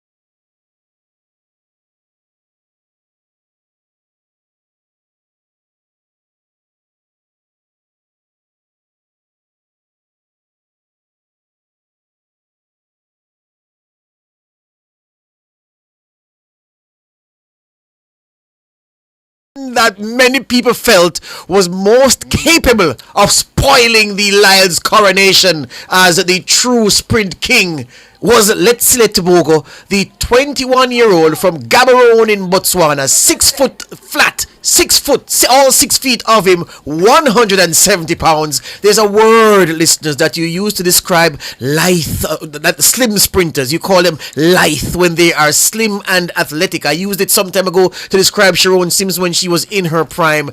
Let's see that Tobago is one of those who's lithe as well. Lithe, 170 pounds, 6 foot. Even now he hasn't cracked a smile. Let's see that Tobago pours it on 19.45 seconds, and we're looking at the replay here, and Mikey Carr, you were punching the air as he streaked away to win that gold medal. Yes, because none of my panelists here believe having in their top 3. No, that's not true. That's not true. I said Tobago, Benerick, and Lyles. I did not call number 1. I said my top 3. No, we talk about number 1. You said we're going to have a sweep. Yes. At the US You sweep. said USA sweep. I didn't believe Right. Tobago. You said US sweep, but I had Tobago. Not to win. You just said 3. That then top 3. No, you said to win. The deck shuffle. You're a coward, man. The deck shuffle. You're a coward. I never lose. You're a coward. I have not lost. Big coward. I have not lost. You lost. All right. Hold on. gosh. Order in the court. Order. Casey. Yes. Order. Tobago. So here's the thing now, gentlemen and lady. Letsile Tobago gave us the first chest beat at the Olympics since one St. Leopold because we didn't even notice that. At the end, he just slapped his chest before he crossed the line to say, I'm here the boss. Of course. Just like that. Let me tell you, the crowd is stunned. Look at Snoop Dogg. Snoop Dogg is stunned. Simone Biles is that Simone Biles? I think the lady in one of blue. them gets Simone Biles, the great gymnast, is sitting with Snoop Dogg. She too is stunned, and the medics are attending to Noah Lyles. Him get an asthma attack or what? Juliet, don't be unkind. The medics. Let me do it my way, Juliet, because I don't want you to get me in trouble. But word was out that he was not in the best of health. Hold on, Mikey. We don't want to hear that. Hold on, We don't want to Mikey. hear that. The medics are attending to Noah Lyles because He he's a jumped bit out there. He's a bit poorly right now. Let's put it that way. Ring that bell. Ring that bell. He came off the curve, Noah Lyles, as Lance Whitaker, the great Lance Whitaker described, with the lead, which is surprising because he's usually the closer. He usually runs down his opponents. He was very early up on them, turned for home in front, but then Let's See Let Tebogo kicked it into overdrive. He looked good yesterday. And Lyles couldn't go there, but you all said it. You all said it, you know. Yeah, you all said it in some way that Tebogo's time looks to be now. Yes, And he George, looked good he lost his yesterday. mother in May. There you go. Well, He licked that chest before him crossing. Wayne Walker has an interview for us. Paris Connections, powered by the Sagicor Group. Let's go. Love it. George? Yes, Wayne. I have Nola's mother beside me. She's crying. What's the situation with you? Yeah. Well, she had agreed to talk to me, but somebody has come to pull her away. She's crying. She says her son is sick and he needs a doctor urgently. In fact, last night, overnight, we were told that he's nursing an injury that his management staff didn't want to reach the media. It did get to the media, and now she's barged into the mixed zone. She's not supposed to be inside here. And I went up to her and I said, everything is okay? And she's crying. She said, listen, my son needs a doctor right now and nobody's paying attention to me. And I said, let me get you on. And we talk about it. And she said, yes. And as soon as she started talking, a member of his team just came and dragged her away. But she's crying. She's almost wailing, really, saying her son needs a doctor. Whoa. Are you likely to get her again? Should we stick with you or should we do business and come back to you in case you get her? No, she's right here with me. It's just that the management team is now surrounding her. They're They don't forbidding want her me to from talk to speaking her. to you. Okay. So do some business. I'm going to try to see if I can convince her to talk. Whenever you're ready, we're here. Whenever you're ready, we're here. All right, so the results of the 200 meters, I tell you what, Jamaican Twitter is going to have a good day because for some reason they don't like Noah Lyles. I don't see why anybody wouldn't like Noah Lyles, but they don't. They are going to have a ball this evening, and their new hero is Letsile Tebogo from Botswana, 21 years old. He's just uncorked an area record, 19.46 seconds to win. Kenny Benerick, the American, second, 19.62. Lyles will have to settle for bronze at 19.70. Arian Knight, the other American, in 19.99. So the Americans did finish in order, but it was second, third, and fourth. 19.99 for Knighton. Uganda from the Dominican Republic ran 20.02 for fifth. Makarau from Zimbabwe, 20.10. Joseph Fanbole, 20.15 for Liberia. He finished seventh. And the second Zimbabwean in the final, Charamba, he finished eighth and last at 20.53 seconds. Let's see, Tebogo listeners. He was your world under 20 champion over 100 meters in 2021 in Nairobi. Then he was the world under 20 champion in Cali in 2022. Then he was the world relays. He was a world relays 4x400 meters champion with Botswana in 2024 in Nassau just this year. He was the African champion over 200 meters in 2022. And as we said, he was the one, himself and Arian Knight, they said those two were the heir apparents to Usain Bolt. Today, Let's See that Tebogo has taken a step forward in that regard with this fantastic run to toast what has been a cracking Olympics for him. He missed out by inches on a medal in the 100 meters, just run out of the medals in that 100 meters, and he has come back today, Juliet Cuthbert-Flynn, to produce an effort for the ages. A national record for him, 19.45. What a run. What an incredible run. We saw him in that 100 meters and he looked dangerous in the 100 meters, but just didn't get there. Just missed out on the medal just by that much. And in the 200 meters, I saw how easy he looked. Actually, himself and Benerick looked the best, I thought. Noah Lyles looked a little tired because I saw him put his hand on his head. He looked tired after the 100 meter. Benerick was able to cruise and run below 20 point. And that told a story by itself that he was in really good shape to contend for that gold medal. Yeah. But Tebogo, I believe, looked the best. But again, because Noah Lyles was the Olympic champion in the 100 meter. I thought, and the 200 meter is one of his better events.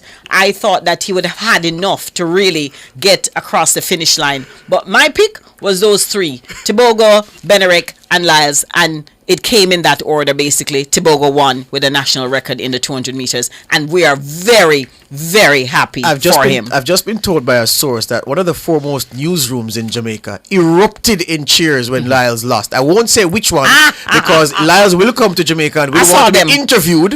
You saw them where? Shh, be quiet. Lyles will want to be interviewed, and he may say, well, no, you guys cheered and I lost, so I won't be giving you an interview. So, but I just heard that the preeminent newsroom erupted in cheers when Lyles lost, and I don't know why they would do that. Why will they do that? I don't know. Why they hate him so much? People love a pantomime villain at Casey. The man is a man who keeps sports alive. That is true. But hold on, before you even go it's there. a love-hate. Before you go there, hate love. Before you go there, we had remarked before that Kishane Thompson was cited by the officials for his roar at the start of the 100 meters semi-final, and that Lyles' antics went unpunished. That's not true, because just now he was given a yellow card by the officials. Yes, for his antics before the start of the 200 meters. They have so the to yellow stop card that, is there. man. Cut that out. What is that about? What is this Paris? Is this an Olympic thing that you can't be exuberant? So why? I don't understand. Yeah, why are you giving a yellow card you need for that? to get the sports. The sports is boring. So you're interrupt. Look, if the athletes can't keep focus because I'm going to roar, then you are weak. Yeah. Because these athletes, you should be able to block out all of that and focus on your race. Yeah. You are at the Olympic Games. Yeah, well, he was cited by the officials for his over-the-top introduction when he ran out and did what he did before the 100. Didn't work. So I'm this shocked time. that he was sick. I'm shocked that he's sick to come out and jump up like that. To be honest with you, so I don't know if something happened after the race. Look at the time. This is not Lyles' what was his time? 19.70. That is not this time. What It's do you- 1940, What are you saying? Yeah, but he hasn't I'm run that saying, this Juliet, year. he has run faster this year. What was the no 19.7 Yeah. is a credible time. Not by his standard. 19.7 Not is a by his look, standard. Tobago beat him and beat he him well. We're not saying no. 1945 But based on Lyles' beat him well. standard, that Well, is he not should his have run time. 19.3. Wait, come on, Juliet. We're not saying 93. He's a 19.5 consistent runner. That's all I'm saying. I didn't see. Did he run 19.5 consistently this year? Yeah, he ran the USA trial. The USA trials. That was at Eugene, right? that was Eugene. Which track was that? No. Okay. Fastest track in the world. Okay. Traditionally. Oh, we all know he's a consistent. We know that. Yeah. I don't know So what are you trying to say? consistent. I'm not taking away anything from 19.5 to a you sound like you want 19.5 to a Togo 19.7 Yeah. is not that far off for 200 meters. Yes. And she's standing her ground, Casey. All right. Admit defeat on that one. All right. So, Kenny Benerick, second, 19.62. Noah Lyles, bronze, 19.70. And as we said, we saw the medics surrounding Lyles as he sat on the floor inside the stadium and trying to attend to him. He was trying to tell them, from what I saw, that he was okay, but he then unzipped his He vest unzipped it, right. to give his chest some room for his chest to expand with the deep breaths. So I'm sure that maybe if it's even a little oxygen, Noah Lyles would have been given after that contest. And I'm sure his pump, if he's asthmatic, his pump would be close by him. And for the record, with his I clothing. love Noah Lyles. I think he's great for the Me too. sport.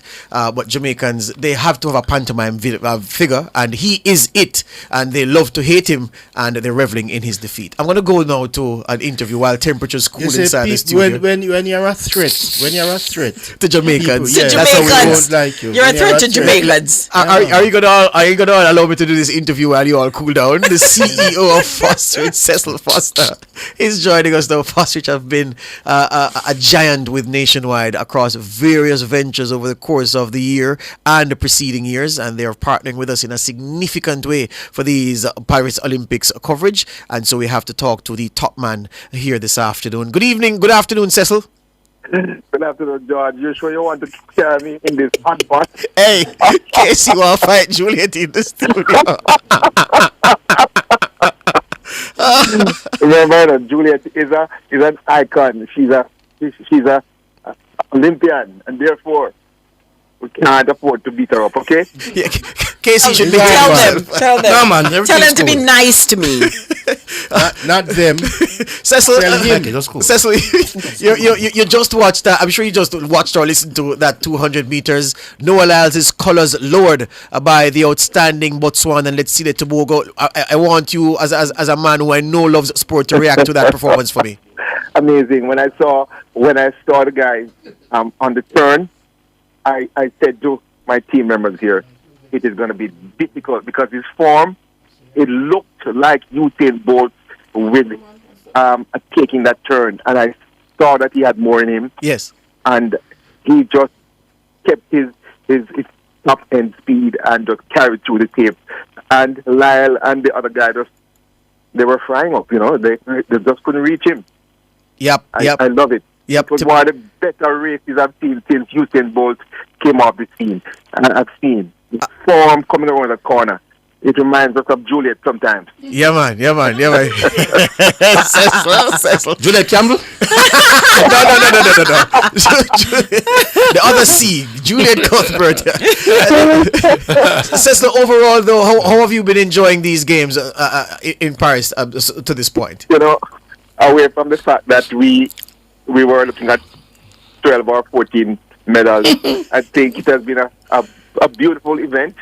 I'm not on the ground to see exactly how the organization is going, but I think from what we are capturing here on screen, it's a beautiful event. Yesterday was a super day for us, and we have been wondering and talking about it here.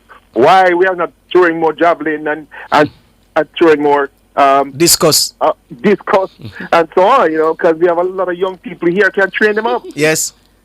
Yes, indeed. Well, let's talk. Very good. Let's talk some business now, Cecil, because for 7 years I drove by your Malines Road location, going down to Chalmers Avenue to Sportsmax, and I saw signs that Fosrich was expanding beyond, of course, knowing what was happening in the news. And then you went across the road and got that facility, and Fosrich has just been on an upward trend in recent time. Tell us about the expansion of the business. I tell you, we have been in the business for a while now, and we have always kept our ears lower to the ground, and we have always connected to the players in the field. We kind of understand what they want. I remember when Fosrich just came at this location that we are at on Malines Road, customers used to come here and they were not happy because we didn't have as many items as they would want when they come into the store. And we started to build that out a little more. And more people found it easier not to go into Halfway Tree or somewhere else where the traffic is, but just come to Malines Road. And that has grown over the years, the demand for products and additional products that we do has become more and more. And therefore, we have decided that we're going to be building a super hardware store, electrical hardware, lighting, and energy store across the road where we are at Malines Road, and that's what we are executing.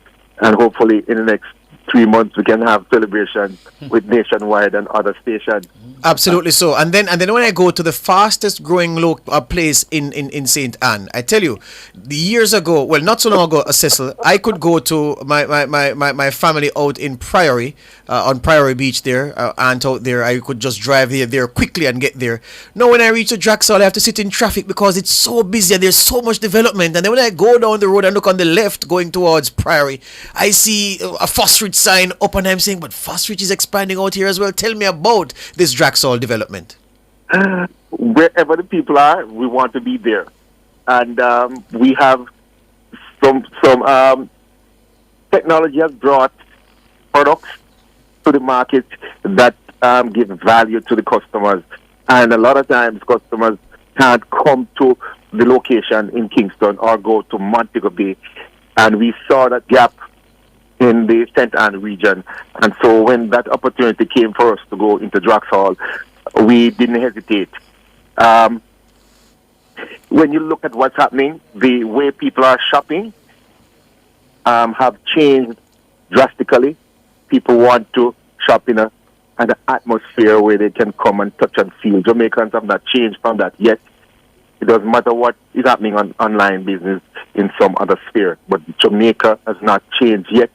People want to come in and feel and touch and get advice on some of these products. And we carry a lot of products that we have to give people advice on our solar system, our LED product range that we have, whether it be street lights or for your backyard or your offices. So we figure we create that environment and be a little bit closer to the customers in the areas. So right now we think we are able to wrap ourselves around Jamaica because we have 3 stores now in Montego Bay, one in Draxhall, Mandeville, we have one in Old Harbour, and we have in Kingston, and a second one is going to be in Kingston. So most of our customers, we can get to them within an hour and a half or 2 to serve them. Fantastic. And I must tell you though, Cecil, I must confess something that, so I of course, being that I drove past Fast Rich every day for several years, I used to go in there, but I'm afraid for going to Fast Rich. You know why? Every time you go in a Fast Rich, you end up buy what you don't want, because Fast Rich come like it's like a child, and you go, you see, you want that sweetie there, you want that, I want that bulb, I want that. I bought bulbs that I haven't used yet, because you just go, you see, so you say, what, this exists, it's a fantastic place to go. And I'm telling you, yeah, maybe when you have bought these things, you should have given it to your neighbor, because maybe you know the inspiration was not only for you to buy for yourself. Well, there you go. Well, the problem is that when I go Fast Rich, it's hard to keep the money in my pocket. I have to buy all kind of stuff, because there's just so many fascinating things there, and that's a beauty. And I want to ask you this lastly, Cecil, just to put in context the contribution of your staff over the years. You've put in the hard yards with the business, you and your partners, but you could not have done it with the people who served Fast Rich well over the years. So talk to them. Talk to the staff before you leave us this afternoon. We just reminded them last over the Independence weekend that I personally and the board find it a pleasure to be working with the men and women who are part of our team, and that is not public relations. That is coming straight from our heart. We believe that they are some of the best. Some of them are not leaving us, and therefore we recognize that we have to care and grow the company for their children and for their grandchildren. And so that's what we're trying to do on a daily basis. We really think that they are some of the most special people in Jamaica, and they are family. We treat them that kind of a way. We train them. We reward them. We incentivize them. And we say to them, listen, let's go to some place together, which we have named, and they have decided that they are doing it, and we are going to be supporting them as they support us.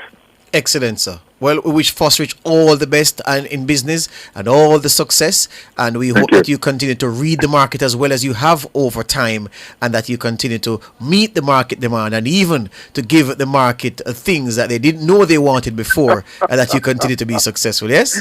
Okay, George. Thank you, man. All the best to you. Listeners, and keep the fire blazing in the studio, all right? Excellent, sir. Will do. Thank you. The CEO of Good Fast work. Rich. Yeah, man. Thank you. CEO of Fast Rich, Cecil Foster, speaking with us there. Well, listeners, I can announce that there's been an Olympic record in the final of the javelin. The man from Pakistan, Arshad Nadeem, 27 years old. He's from Kenawal in Pakistan. He produced 92.97 on his second throw, an Olympic record. That's an Olympic record. Yes, because it was truly. 90 point something before. It was 90.57 by 90.5. Andres Thorkildsen from Right. Norway, 2008 in Beijing. Yes, Wow. August 22, 90.57. He has Did you smashed say that. 92? 92.97 from Arshad Nadeem of Pakistan, and he has smashed the Olympic record and is well on his way to at least one medal in this Chopra is final. in trouble. Chopra has 89.45 as his best mark. He's in second with a gonna be season's hard to best. get back to And then the Caribbean men now, KC, 86. Anderson Peters at 87.87. Bronze position. And then further down the line is Kishore Walcott at 86.16. He fouled on his second attempt. So Kishore needs to get the hurry up with this third throw. But the Pakistani looks as if he has gutted the field with that massive throw of 92.97. And I'm happy for him. You know what excites me, even though us not being in the 100 meter for the women and the 200 meter for the women really damped it. We got the silver in the 100 meter men. But I love these Olympic Games. Different countries. Because of the diversity of the medals and the countries who are getting the medals. That is what I love. Pakistan? Yeah. When have we ever Pakistan in the javelin? I know about the Indian, but not about the Pakistani. I didn't know that the person can throw that far. Well, as I said, they play cricket. Well, there you go. There you go. Yep. So with 92.97, He has separated himself from the field, and now he I don't know if he wants to put in another big throw just for insurance, but I think that this mark is beyond this field, given what the form of the men behind him have shown this season. And as Mikey always says, boy, it only takes one throw in a George, and he's very right. But this is the one throw, I believe. Well, you know what? Let me not say that, because yesterday when Alenka produced that Olympic record, we thought the field was done.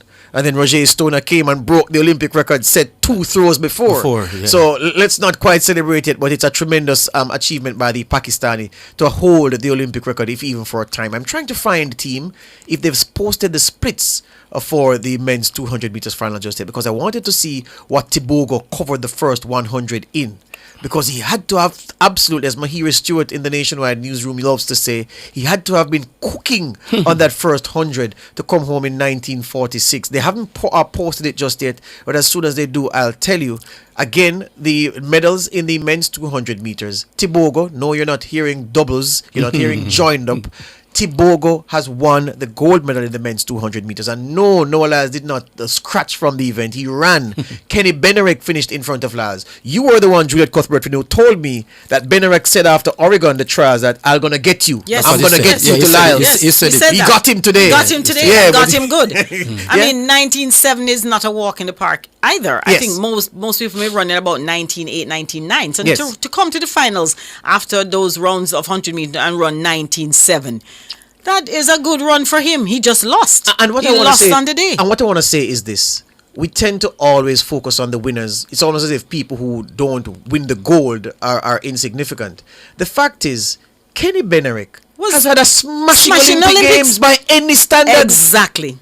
Yeah, exactly. He was in 2 finals. Yes, he was in 2 finals. Inches he missed out on the medal in the 100 final, and he wins the silver here with some of the best. And this is a better event, and this is a stronger event. Yeah, because I watched some American and the YouTube, the guy with Justin Gatlin. Yes, and he was saying that Benarek is going to win. Yes. Well, you know who was saying Benarek was going to win? Shannon Sharp. It's him. They are killing him on They are killing him on Twitter right now. Shannon said Kung Fu Kenny can't lose. They are getting him on Twitter. He's the one. Well, Kung Fu Kenny running a song Guzu from Botswana. So he has to settle for the silver. And Noah Lyles is the bronze medal winner from this. And Jad, this young man, he has a smile. Even winning, not even us. I said for it. The entire championship. No laugh. The man has not smile. He's beating chest. Yeah, man. Yeah, you will no smile, Juliet. No smile up beating chest. All right. This is Nationwide's coverage of Paris this afternoon. We take a break. When we come back, to come, we have the women's 400 meters hurdles final, where there are 2 Jamaicans in that final, and then we have the men's sprint hurdles final. So we're not done yet with the big events. And I have on my lucky hat. When I walked in, I told Juliet that I brought back the lucky hat with me, and I'm hoping the lucky hat can give us medals to celebrate this afternoon.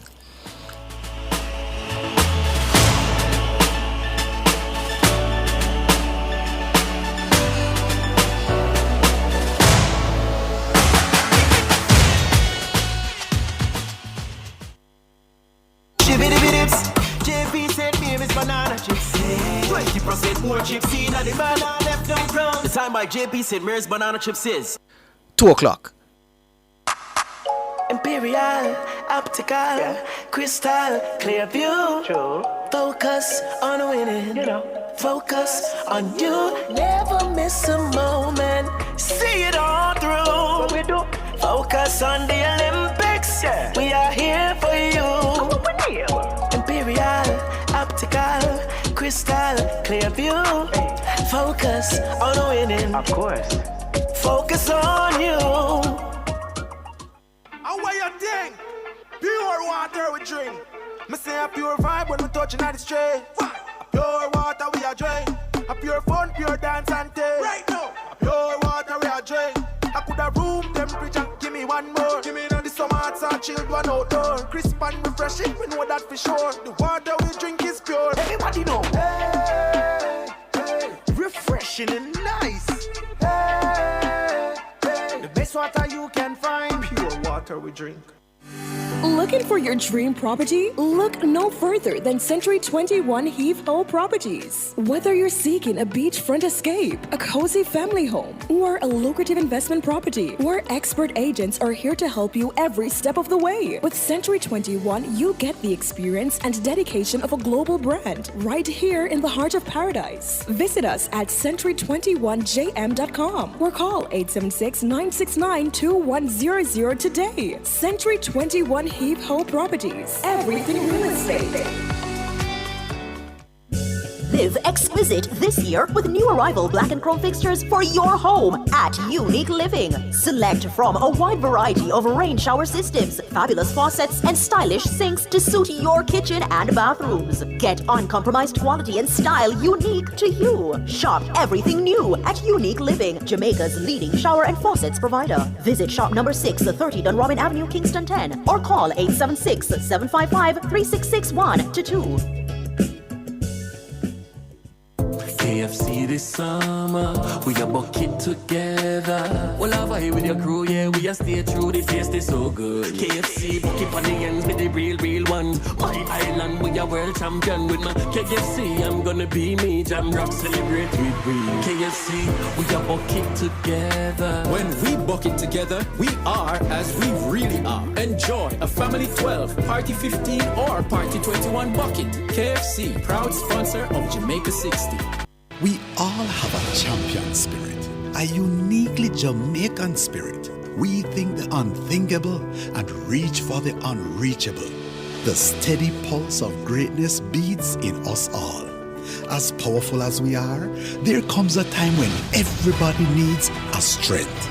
Something to take you over that last hurdle and across the finish line.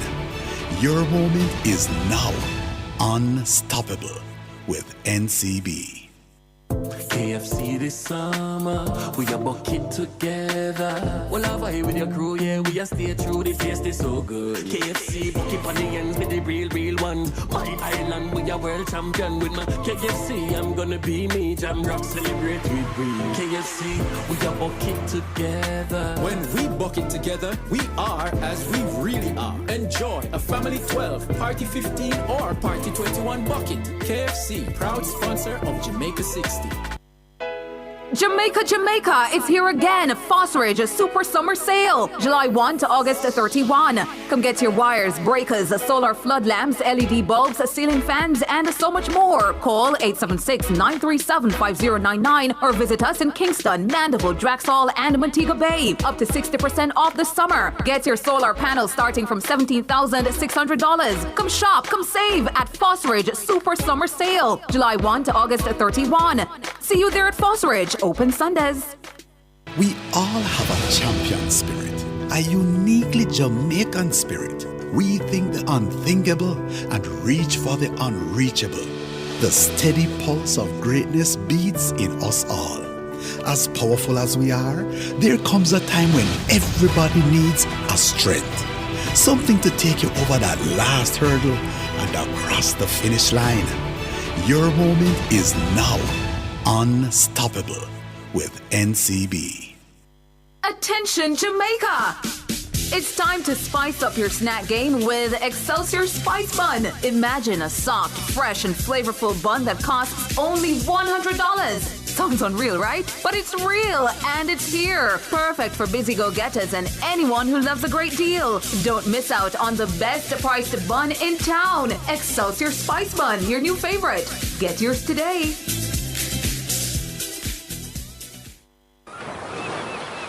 Experience togetherness this Easter, embarking on a one-of-a-kind adults-only retreat in a world where swaying palms meet endless sunsets. All-inclusive indulgence awaits here at Hideaway at Royalton Blue Waters. Tap into an all-in luxury vacation experience when you book between April 1 to 30. Contact us. Dial 876-632-7401. That's 876-632-7401. Speak to your local sales agent today.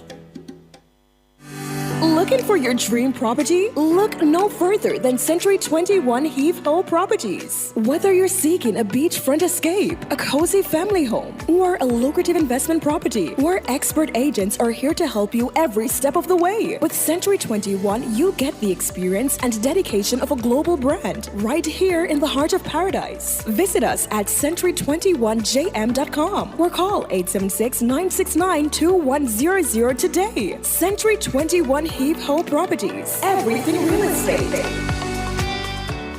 Hi everyone, let's talk granting aid. Eligible targeted loan applicants may receive a non-repayable granting aid of $60,000. These funds can be used for school-related expenses such as traveling, buying food, housing, or purchasing a laptop, for example. Eligibility is determined by financial circumstances and the availability of grants. Apply early at slbja.com and be one of 4,200 beneficiaries of our granting aid.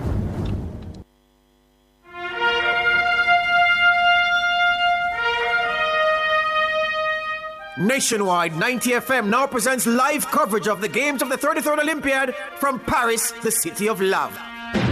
Our coverage is brought to you by Our diamond sponsors, KFC, Pizza Hut, Fosrich. Or gold sponsors, Sagicor Group, J. Ray and Nephew. Or silver sponsors, Supreme Ventures Limited, Digicel, Gatorade.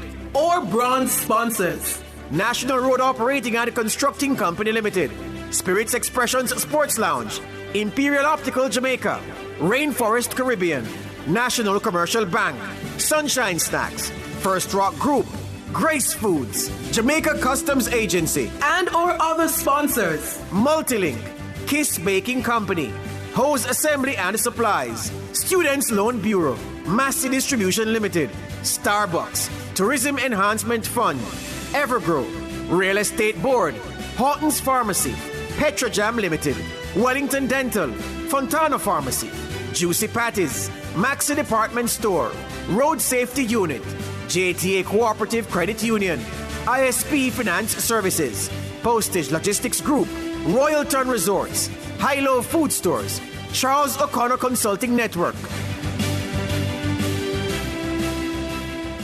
Back with us inside the studio as we cover Paris this afternoon, the games of the 33rd Olympiad from Paris. And we are focusing now on the women's long jump final where the Jamaican Akeelia Smith, she only has one attempt left. Her best jump came on her first attempt, 6.66 meters. Since then, she's done 6.52, fouled on her third jump, then did 5.86 on her fourth jump. Didn't get it right there. Back up to 6.40 with jump number 5.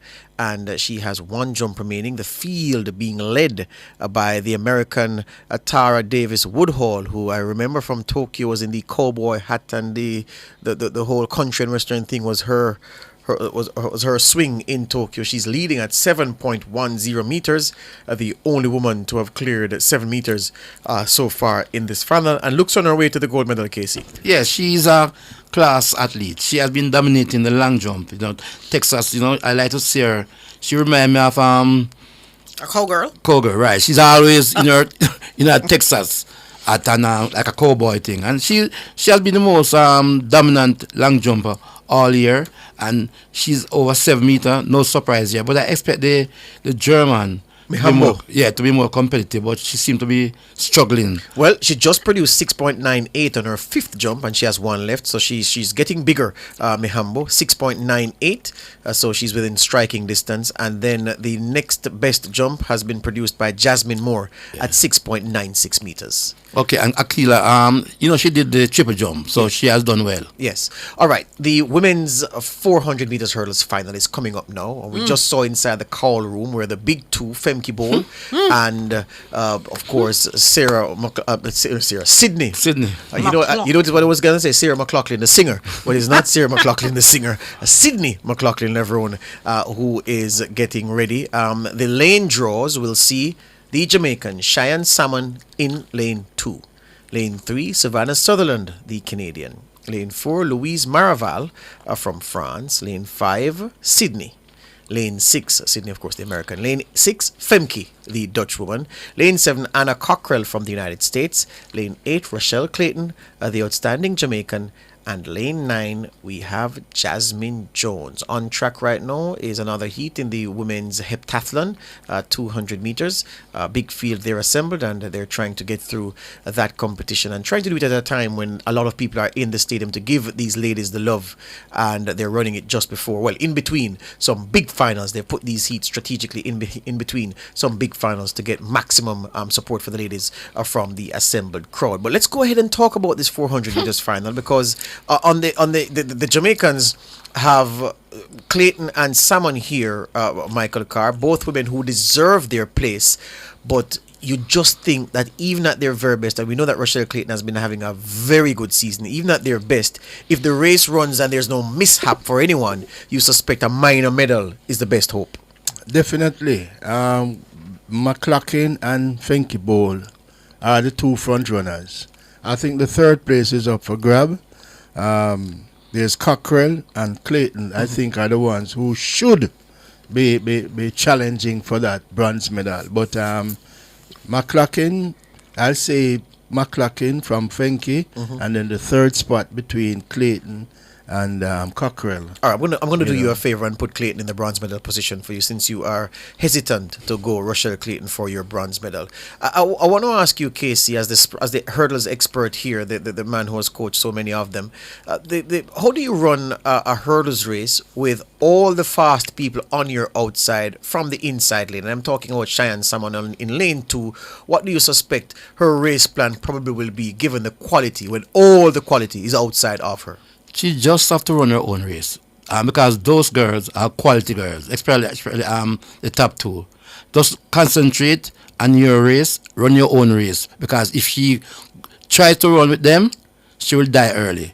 And possible, she just need to try on a PR now, and she has been doing well. She ran 53 in the semifinals, and she just have to concentrate on her lane, because those two girls are out of class. And if you try to go with them, you'll be in serious trouble. But let me provoke you now. What if her best running style is to go out hard? That's what I'm asking. So if she runs best when she goes out hard, but given the quality outside her, wouldn't it be best for her to say, you know what, let me start reasonable and then try to finish stronger than I usually do, because I'm going to pick up some places with people going to go with those two and then being fried as they try to compete with the big two? Based on the big two, yes, they are real fast, so they will kill the field. So you just have to run your race. You just have to run your race. Do not think, because those big two will put in a different zone. And so I'm scared about Rochelle now. She might get carried away because she's ahead of those two. Mm-hmm. And I hope she does not follow them, because they will lead her. Because she's a favorite for the bronze medal. Mm-hmm. And if you try and go with Femke and Sydney, you could lose that bronze medal. All right, Katarina Johnson-Thompson just winning the 200 meter heat for Great Britain in the heptathlon. Paris Connections now and Wayne Walker. Paris Connection with Wayne Walker is brought to you by the Sagicor Group. Out of many, one pulse. Yes, Wayne, go ahead. You have it. Yes, thank you, guys. Well, just now I was talking to Lewis Johnson from NBC, and he had Noah Lyles' mother down there talking to, and the moment they let her go and she was making her way up the steps, someone from a U.S. track and field says Noah Lyles has been confirmed has been diagnosed, with COVID-19. There are pictures emerging of him being taken away from the track with, I'm not so sure what's attached to his chest, but they pulled his top down. The medics were around him, and they wheeled him out of the stadium. Not sure where he's gone, and clearly he won't be able to take any further part in the championship. Well, let's. I'm just assuming, given what he has been diagnosed with. But so that's the news. He has been diagnosed with COVID-19. You know, we heard overnight. We were on a bus last night. George, you remember Adam Jamili from Britain, the sprinter? Yes. He's working with Talk Sport, and we were on the bus last night with himself and Tessa Sanderson. And we were talking, and they said, we're going to say something to you guys, but don't take it anywhere else. We were talking to Noah Lavs today, and he says he's masking an injury. In fact, he was talking to Adam Jamili, an athlete to a former athlete, and he told Adam Jamili, and Jamili, as we say in local parlance, pinched us last night on the bus. Yes. So he knew something wasn't up with him. And then today when his mother came right here, and she was literally wailing, saying her son is sick, he's down there, and he needs medical attention. Just now it's emerging that he has been diagnosed with COVID-19. His future in this Olympic Games, not certain. But given that it's COVID-19, I suppose it's reasonable to assume that you could have seen the last of him in that 200 meters. What I would say to you, though, Wayne, on that, and thank you very much for this update. What I would say to you, though, is remember that the man who came into these Olympic Games as the 50-meter breaststroke champion, Adam Peaty, he won a silver medal at these games, but he came down with COVID. He got bed rest for a day, and then he returned to help Britain in that 4x100 meters final. So they have been allowed to compete even with the positive test. So Adam Peaty was confirmed as having COVID after his silver medal swim. He said he slept all day the day after and then returned to the pool to help Britain in their 4x1. I'm just saying that. Yeah, which is why I say it's reasonable to assume that given the fact that it's COVID, so I suppose it's the nature of it, the magnitude of the diagnosis that will determine whether he comes back or not. Let me just quickly say something on the Sydney McLaughlin since you guys were on it. So at the Olympic Games, I think at the US trials for the last Olympic Games, she broke the world record, then she went to the World Championship and the Olympic Games, and she broke the world record there. In Eugene, she broke the world record at her championship, and she went to Eugene at the World Championship, and she broke the world record. This year, she broke the world record at the US Championship. Finish it for me, please. Yeah, she's going to break the world record at the Olympics, Wayne. There's no doubt in my mind she's going to do that. She should not be running against human. This lady is not human. She's out of this world. Yeah. The best way to describe her, there's a champion horse at Caymanas Park called She's on Wheels. In reference to Sydney, we should say she's definitely on wheels. Wayne, keep at it and let us know. Very good update that you gave us, so people can realize that what Noah Lyles was showing after the 200 meters final, signs of distress, would have been compounded. And I do think that he had respiratory problems before that. Man struggled with asthma. 1 second there. Go ahead, Wayne. We're live on Nationwide. Just a quick update.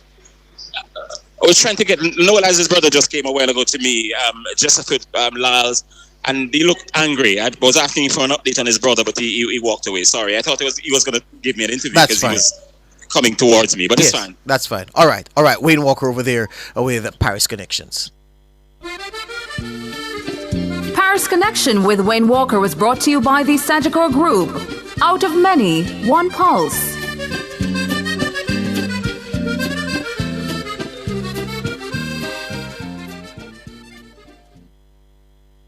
Music users, a license from JCAP is a must for the use of music for entertainment purposes. Respect the music, respect the creators, play by the rules. The time by Jamaica Association of Composers, Authors and Publishers Limited is 18 minutes past 2. All right, so we're just talking if whether or not Sydney McLaughlin Leveroni can go sub 50. I was telling Casey that I'm not so sure about sub 50, but I'm sure about 50.3 and change, 50.4 could be the new world record mark, because if she does it, I think it will be round about that. But then again, who am I to say that she can't go sub 50? What do we know? She's done some crazy things in this event since between the last Olympics and now, and it's as if she breaks this record at will and with the strength of the competition, because make no mistake, if you took Sydney McLaughlin Leveroni out of this field, it would still be a fantastic field, and I'm saying that the quality of competition could push her to new heights. Yeah, she has broken the world record 4 times. No athlete has ever done that 4 times, and this could be number 5. We need a world record. The Olympic is boring. We've been getting some Olympic record, but not a world record. We got a world record in the pool from a Chinese swimmer. We're not talking about it. I'm just saying. It is track and field. Hold on. I'm just putting into broader context the fact. I'm putting in the broader context the fact that the whole Olympics has been short of world records. We had one. Usually swimming gives you a lot. Yeah, we had swimming normally gives you a lot. And that's the point I'm making. So if swimming is only giving you one, then you can expect that there'll be a shortage elsewhere. But yeah, we'd take a world record. As Juliet has been saying, there have been national record and aerial records are plenty at these games, but we haven't gotten a WR just yet. Will this be the moment for Sydney McLaughlin-Leveroy? I'm still going back to the 200 meters result, and they still haven't posted the splits. All right, they don't want us to be great here. They haven't given that to us. Meanwhile, the women's long jump, Akeelia Smith has completed her set, and her best jump is 6.66 meters. So her sequence reads 6.66, 6.52, a no jump, 5.86, 6.4, 6.42. That was her sequence. Her best jump 6.66, and she is out of medal contention. Well, she was out of medal contention even before that final jump of 6 meters 42 centimeters. So the leader is Tara Davis Woodhall at 7.10. The German Mihambo looking to close her down. What did she produce on that last jump? No, she ran through. My goodness. So she's she's in the silver medal position. Yes. And that's, that's it. Here. It's done, yeah. So Tara Woodhall Davis, the American, has won the long jump, gold for the United States. Malaika Mihambo from Germany took silver with 6.98, and Jasmine Moore, another American, getting the bronze with 6.96 I think she got the bronze also in the triple jump. I think so, Jasmine Moore. Jasmine Moore is also on the medal podium for the triple jump. Yes, you are correct.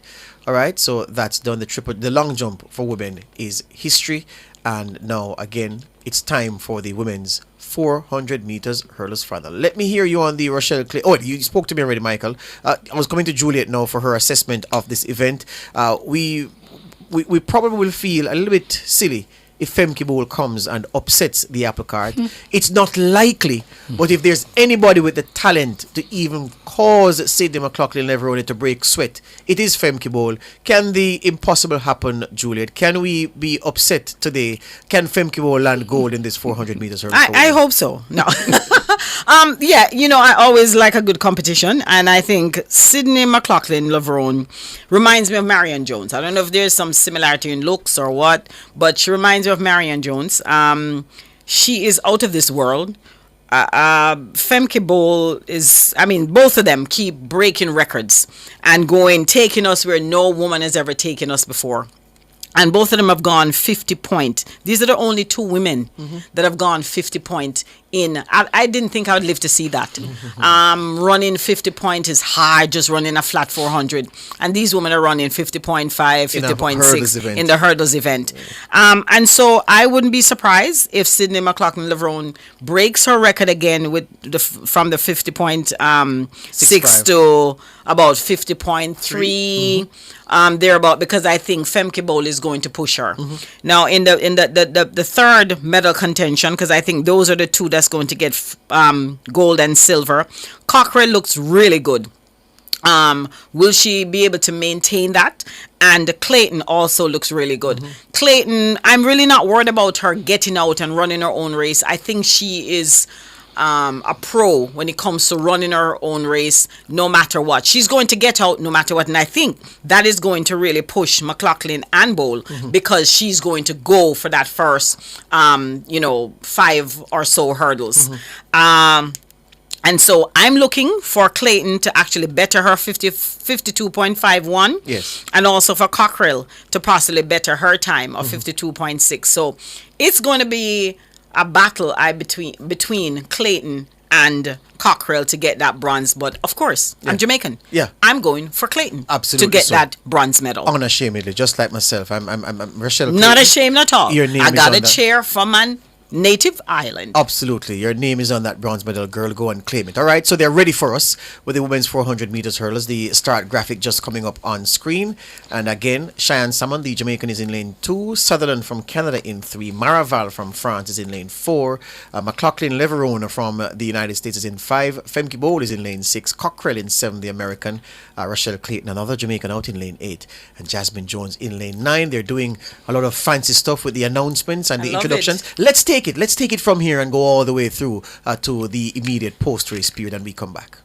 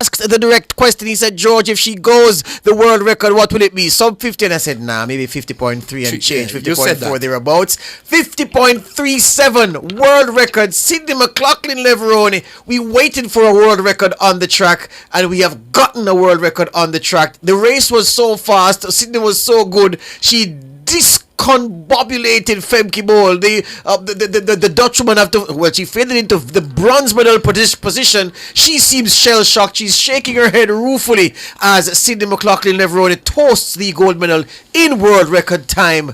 That, ladies and gentlemen, is what racing supremacy is all about. A race of one from the gun went. It was a private race, Sydney versus the clock, and when the clock stopped, it was in world record time. 50.37. Rochelle Clayton, she got 5th in 52.68. Cheyenne Salmon 6th in 53.29. But yeah, it was Sydney McLaughlin Leverone and the rest, and that was awesome. We take a time signal and come back while you gather your collective breaths.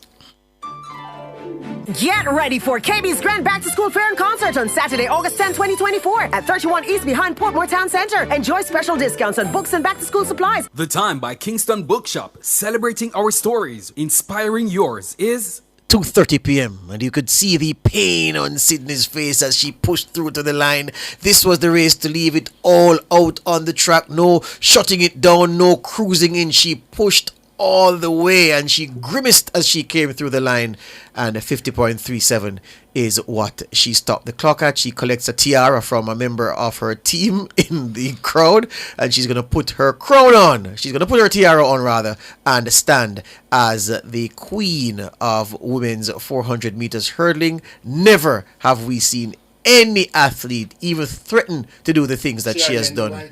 She is just awesome. It's just awesome what Sydney McLaughlin Leveroni has done. And Anna Cockrell coming through for the second place finish in 51.87. 51.87, a personal best for a silver.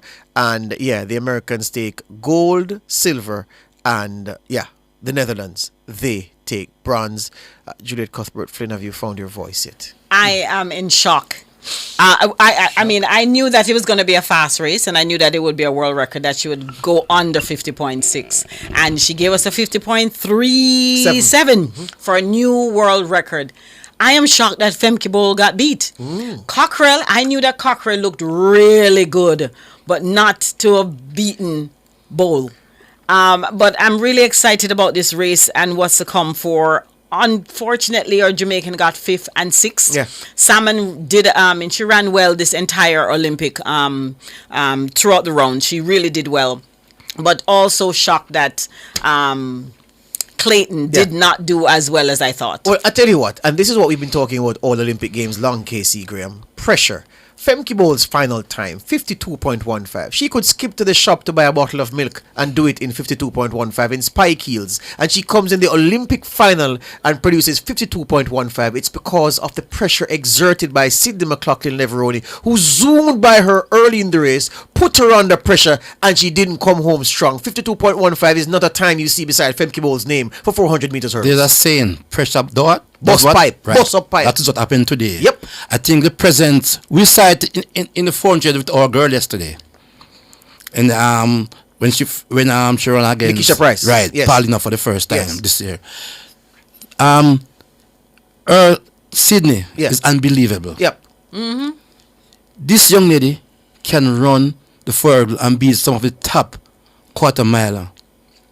And a flat 400. Yes, they could run the flat 4. She runs with hurdles and she beat them. Yep. Yeah. And what Go over an obstacle and beat them. you have to give credit to Cockrell, 51. Yeah. Personal best. That's a big 51.87. time. Yeah. And I think Rochelle, I said to Juliet 2 days ago, that 400 meter semi-final, she was leading and she kept running hard. All she had to do is just to win the race.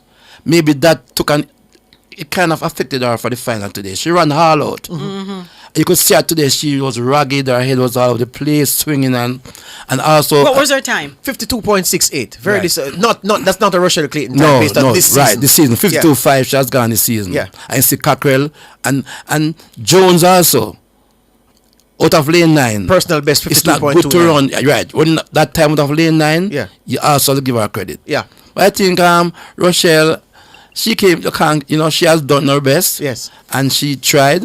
And also Sheehan reaching the final. Yes. And coming 6th. Yeah. She did a PR in the earlier round. Yes. So I think 2 Jamaicans in the final, not many countries can say that. Yeah. Yes. Yeah. So we have to give them credit. And look, it's a hard event. This 4 hurdles, I coach 4 hurdles, and I can tell you, this is one of the hardest events among the females. Yeah, Cheyenne someone who has no reason to feel this because she ran 53.13, a personal best in the semis, and then 53.29 in the final. That's good running just the same. And Rochelle Clayton, the only reason why we're disappointed is because we know she has the quality to have pinched one of those medals. But this was so good that her 5th place finish, 52.68, is what it is, Rochelle. You were in the final and you represented well. Paris Connections with Wayne Walker, powered by the Sagicor Group. Wayne? Thank you very much. Thank you very much, George. I have Rochelle Clayton here with me. Rochelle, the greatest 400 meters hurdles race. Again, you're involved in it. It was a real hot one, wasn't it? It was. It definitely was. I ran the second fastest time of my life, and I finished in 5th place. So you could tell how much depth the field had, and how fast these ladies were running. Yeah. But it's an achievement, Rochelle, to get to the Olympic final. Some people don't get to the Olympic Games. That is true, but I wanted that medal so bad, but my body gave all it could have given today. And I'm happy that I'm healthy and I still ran fast. Where is this event going? How are you going to survive in it? I just have to go back, get stronger, get faster, and come again. Rochelle, all the best to you. Good. Thank you. Rochelle Clayton, dear guys. Cheyenne Summit is in my view as well as Letsile Tibogo. I hope both don't come at the same time. But take it away, but just remember... Whenever you're ready. Well, Cheyenne Summit is coming my way, so let me just hold on. Yes. Letsile is standing beside me as well. So let me see which of them will get here first. I think Cheyenne Summit will get here first, and we'll have a quick chat with her. But George, as I told you, Sydney has this sequence of breaking world records at her nationals, then go on to break it at the majors that she's competing at. Cheyenne, just stop here for a bit and give me a chat. 16 on the Olympic final, a personal best in the semi-final. It's been a good Olympic for you, all things considered. It's been excellent. I'm super grateful. The time that I just ran is the second fastest I've ever gone in my entire life. And that's after getting a personal best 2 days ago. I'm super grateful. There's nothing more I could ask for. Yeah, I just asked Rochelle the same question. You're coming into an event where somebody here say, only aliens compete in it. When you consider that somebody is better than Femke Bowl, it tells you where the event is. Yeah, but this race, I felt like I was in my own little race. I was around there with lane 2 and 3. You had no business in what was going on. I didn't even see what was going on up there. I just knew that I was running my race, and I came through the line. I made it through the line. I'm grateful. Cheyenne, thank you so much. Thank you. All right, there you go. I feel great. I feel amazing. We've got Letsile. Let's listening to him. With what I did today on the global stage, and with what I went through, I personally didn't think it was possible. But the team around me, my teammates, my coach, they made sure it's possible for me to come to the Olympics. Letsile, you were very, very focused this championship. I noticed you from the warm-up when you were warming up last week to when you got here and actually went through the rounds. You were super focused. There was something special about you. There was something special about it because last night when I went to sleep, my mom appeared on my dreams and he was sitting by the sideline and we celebrated a gold medal. So I believe that was the message. So in the morning when I told my coach about it, he just laughed it off and just told me just to come here and enjoy the race. Don't pressure yourself of winning that gold medal. But the moment I stepped out of my room, I started to zone into this 200-meter final. He's taking questions from the media. Let me just hold on because he's been here for a little while. So what he does, he just takes questions. The message to them is just to tell them, don't give up on your dreams. We all have our ups and downs, so don't let your ups and downs define who you are. You could change the situation, or you could learn from that situation that you are going through. Yeah. Let's see there. One thing. There's a big fan of yours in Jamaica. Her name is Juliet Cuthbert Flynn. Say hi to Juliet. Hello, Juliet. Hello. Congratulations to you. Say hi to Thank you so much. Thank you so much. I really appreciate. Jamaicans were really rooting for you. I hope to see you in the Jamaican Grand Prix in the next year because I believe if things go well, I should be in Jamaica because I idolize the Usain Bolt, so I would like to see how Jamaica is. All right, we'll welcome you here. Thank you so much. All right, let's see Lady Tibogo there for you. Excellent work, Wayne Walker. Excellent work connecting. Let's see the Tibogo, the 200 meters champion, to the woman who has the Olympics in the event. Juliet Cuthbert Flynn. Yeah, that was a big one. That was you fanboying out all the way. There you go. I don't begrudge you that at all. Lovely, lovely, lovely. But just to put in context what happened again. Rochelle Clayton, second fastest time in her life. Good enough for 5th in this Olympic final. Cheyenne Salmon, second fastest time she ran in her life. Good enough for 6th in this final. Sydney McLaughlin-Neveroni, the fastest time in her life was a world record, 50.37. Anna Cockrell, fastest time in her life, 51.87. Femke Bol, just off her best. She finished 52.15. She'll be a bronze medalist. Well, she is a bronze medalist. And then Jasmine Jones came through for 4th. May I also tell you, lady and gentlemen, that in the javelin, the eternal rivals are 1 and 2 because Pakistan's Arshad Nadeem, who still holds that Olympic record of 92.97, he's being hunted down now by the Indian Neeraj Chopra. So the neighbors and bitter enemies, Pakistan and India, they are holding the silver medal and gold medal position in this javelin. And Chopra he's just completed his set at 89.45, so he'll win the silver medal. Now, Anderson Peters, the Grenadian, who, as I had told you, 2 years ago suffered a setback, assaulted on a party boat in Grenada, beaten up by 6 men, pushed into the water off the boat. Well, he's here and he's in the silver medal, the bronze medal position. He's won the bronze medal with 88.54. 88.54, his best throw, and that came on his 4th attempt. I tell you, I'm very, very happy for Anderson Peters. Don't forget, this is the 2nd medal at these games for Grenada, 2nd bronze, because their man, Lyndon Victor, won a bronze medal in the decathlon early in the track and field program at these Paris games. So bronze for Grenada in the decathlon through Lyndon Victor, and now bronze for them in this javelin final with Anderson Peters at 88.54.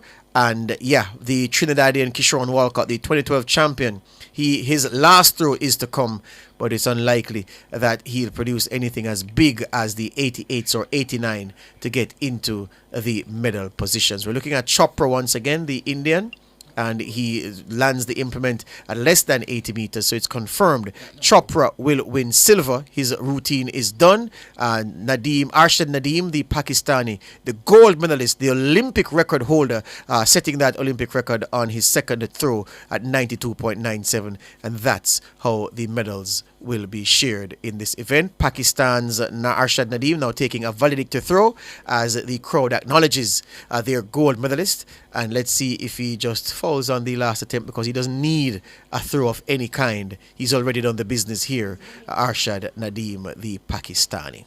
So what's left of this day, of this Thursday? I remind you that on Friday, we'll be coming from Spirits Lounge in Montego Bay, St. James. We'll be there from around about midday, and we will have our Paris Olympics outside broadcast from about 12 noon until 3:34 p.m. And then after that, Kareem Boyatings and Honeybee will provide the thrills with the E-Zone from that time until about 5 o'clock when the news starts on Nationwide at 5, when Nationwide at 5 starts at 5 o'clock. So we'll be there tomorrow afternoon at Spirits Lounge in Montego Bay. Jeffrey, the proprietor, looking forward to see you, my friend, and to bring the excitement as we take this Paris Olympics coverage on the road. The full team will be rolling out to Montego Bay on Friday. I want to say a shout out. I have some friends at Clock Tower Plaza. They said to me, say, Coach, not bigging me up, okay? Seke and company, big up to you guys in Clock Tower Plaza. I'll see you later. Simple as that. Can I add something? Of course you here can. too? Of course you can. All right. Now, I just got a message not too long that the radio at House of Dread is turned up loud. So shouting out to bridging them at House of Dread, Aingo and Beer and Hyper and Goal. Just hold the faith. All right, so respect House of Dread, respect every time. And to the friends of Raymond Casey Graham who are down there at Clock Tower Plaza, smack in the middle of halfway tree. You want to send greetings to anybody, Juliet? Because everybody has sent greetings. Anybody want to shout out? You just shout out to over a while ago. Yeah, I said to my friends at Clock Tower just Plaza. sent greetings a while ago. So I it's your sent turn. greetings to Paris. No, local business. Aye. Sure, To Paris, to the athletes in Paris.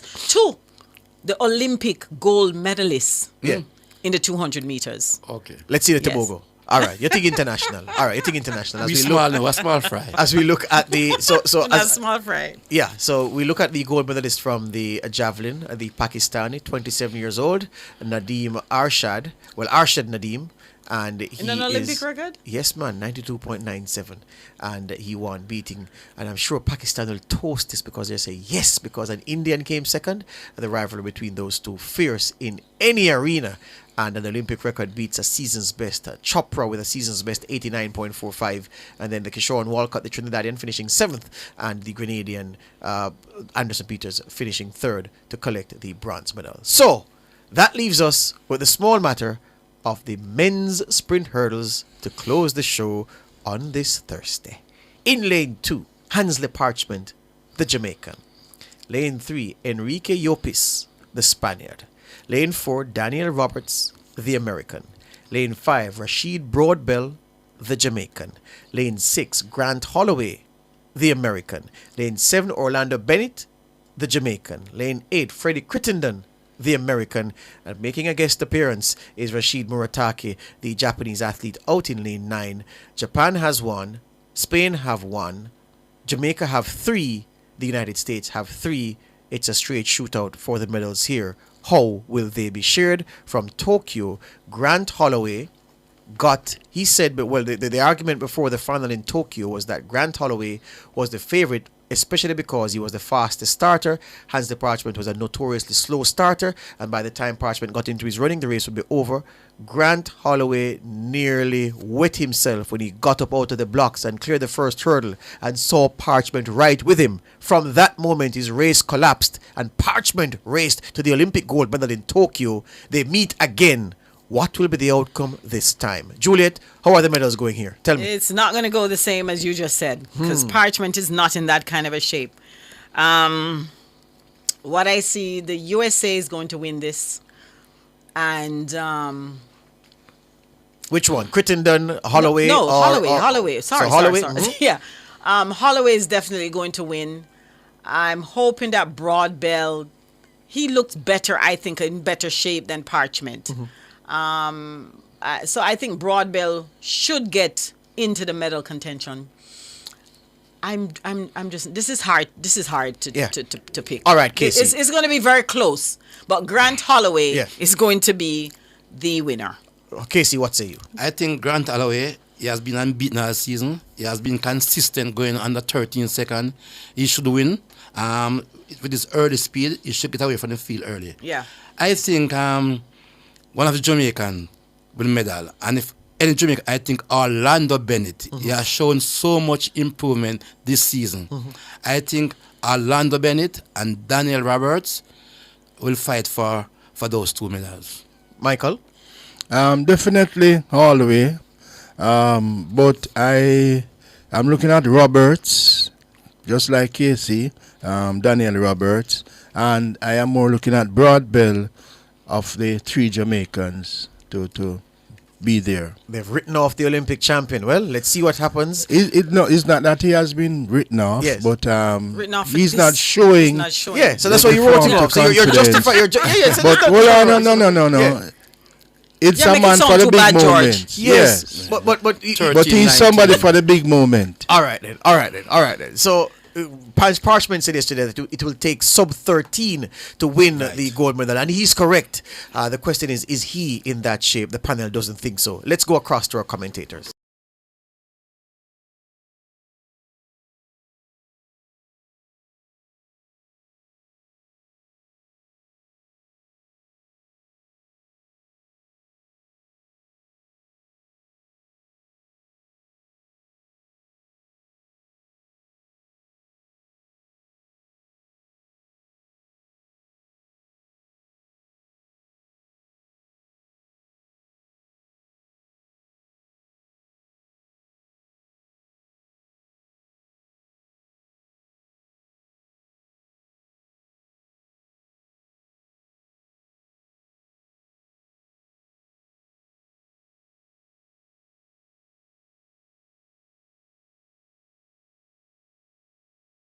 Time to 12.99. So Hansley Parchment was right. It would take sub 13 to get gold, but it was Grant Holloway who had the field off their legs from very early, came back at the death as Roberts and Broadbell closed him down, but by that time it was too late for them. Grant Holloway gets gold. Jamaica silver. Yeah, the photo finish hasn't quite decided that silver. just yet. I'm looking no man, at the chess. I'm looking at it. Wait, the chess. Danny Roberts gets silver. Danny Roberts gets silver? Yeah, Danny Roberts gets silver in 13.09. Rashid Broadbell in a photo with Yopsis for the bronze. Yes, he wins it in a season's best 13.09, the same time as Daniel Roberts. So again, a photo finish between an American and the Jamaican, and the American getting the prime place. So Roberts gets silver 13.09. Broadbell is a bronze in 13.09, a season's best. Then Yopsis was fourth in 13.20, and the rest of the field rounded out in order by Murataki, the Japanese, Bennett, the Jamaican,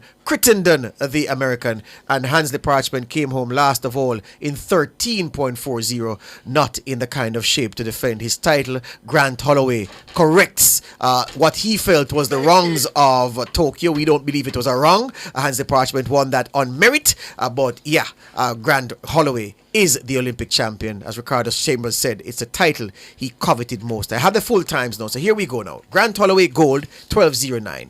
Daniel Roberts second silver 13.09, and he beat Broadbell by 0.03 of a second for that silver medal. So Roberts second in 13.09, Broadbell bronze in 13.09, a season's best time. Enrique Yopsis from Spain fourth in 13.20. Rashid Murataki fifth for Japan, 13.21. Freddie Crittenden, the man who abused the repechage round, he finished sixth. Yeah, God now sleep in 13.32. Orlando Bennett, the Jamaican, seventh in 13.34, and the defending champion, Jamaica's Hansley Parchment, he was eighth in 13.39. Mikey, react. I should have gone to the bookie. Just bet. The bookie. I should have gone to Just Bet, because I'd have gotten the what we call this on the trifecta. Yes, sir. I get exacta. Yeah, but looking at them coming into the final, I believe these were the athletes who would have made the difference, would have occupied the podium. And Grant Holloway once again showed his class. And I'm happy for Broadbell. Really happy for Broadbell, because he has been knocking at the door for some time now, and it's about time that he gets on the podium here, and really, really happy. And one more medal. Give thanks for that. And I tell you what, the Jamaicans are going to froth at the mouth again about that decision. But I'm looking at the replay now between Roberts and Broadbell. The reason Roberts got there first was because he was falling, his chest was lower. Yes, that's what I just. Yeah. You saw what I saw. Because he was falling, his chest hit the mark before. First, yeah, because if he was standing upright, Broadbell would have gotten second. Yeah. Broadbell, next time you have to dive. Who is it that diving at 400? Shawnee Miller. At Rio in 2016. I'll never forget that. Mama dived. She dived to beat Alisa Felix. Yes. So the victory goes to Grant Holloway, and really, he was off like a gunshot, folks. Looking at the replay here, the man first to the hurdle. Well, Roberts was with him for a stride, but then Holloway just opened up a gap, and although they were hunting him down after the last hurdle, clearly there wasn't enough real estate to peg him back, and he went and he won in 12.99. And Roberts falling and his chest hitting the line before Rashid Broadbell to take the silver medal. Bennett and Parchment never really in it at the back of the pack. Yes, George. As I said, this guy is out of class. Yes, sir. He is fast. And he has been very consistent, running sub 13 seconds. He's the second fastest sprint hurdler ever. Mm-hmm. Just 100 of a second, 1,000 of a second by Colin Jackson. Mm-hmm. He ran 12.81, right? So I had no doubt that he would have won. And the other medals, as I said, Roberts and Bennett. I think Bennett, I don't know what went wrong with Bennett today. But he had looked the best Jamaican coming into the final. But as Mikey said, Broadbell, the Commonwealth Game champion, he had some injury problem, and you could see he wanted that medal. He fought for it, and he got it. So bravo. So another medal for Jamaica today. We expected 2 today, but we got 1. Now we have to be thankful for that. Embraces Grant Holloway, Rashid Broadbell does. Both of them exchange some good words, and good to see Broadbell draped in the Jamaican flag. Haven't seen that enough at these Paris Olympics, but we've griped about that enough. Toast Grant Holloway, a track and field lovers, because he's just put on a show in the sprint hurdles final and proves that he is the preeminent sprint hurdler in the world, taking this gold medal with 12.99 seconds, just under 13. The time doesn't matter to him. It's about winning. As we said, Parchment and Bennett at the back are not getting into the race. And then Crittenden, the man who walked the first round because, I did that because there's a repechage and I just want to give myself some time to rest and heal and get ready for a big effort in the final. Yeah, his big effort was only good enough for 6th, and he came through in 13.32 seconds. All right, just some business for us to do before we go. There's a question for us to throw out. Alric has put together a nice basket with, let me tell you what's in the bag. There's a bag with a frozen pack of shrimp, snapper, and salmon. So in the bag we have shrimp, snapper, salmon, we have jerk salmon burger and bacon beef burger. All of these things are from Rainforest Caribbean. And we are giving away this bag this afternoon. Before we go, the simple question: what is the name of Jamaica's female shot put champion, the national shot put champion in Jamaica? The woman, what's her name? If you give us that name, you win this bag of shrimp, snapper, salmon, plus jerk salmon burger and bacon beef burger. Call us 630-9371, 630-9372, 630-9373, 630-9374, 618-8255. If you call now and answer the question, name the woman who's Jamaica's shot put champion, and I will give the bag to you. All I want is the name. Just give me the name of the woman who's Jamaica's national shot put champion, and you'll win this bag of goodies with shrimp, snapper, salmon, jerk salmon burger and bacon beef burger as well. While they do that, let's play the stinger for the moment of the day, Damien. The moment of the day at the Paris Olympics is sponsored by KFC. KFC, it's finger licking good. All right, so as our medal tally moves up to 6 with this bronze medal for Rashid Broadbell, the Commonwealth champion from Birmingham, let's go around the room and ask for the moment of the day. What say you, Mikey? What's your moment of the day? The race a while ago. One thing earlier was Broadbell coming and getting a bronze medal. Yeah, that's my moment of the day. And just go a little further.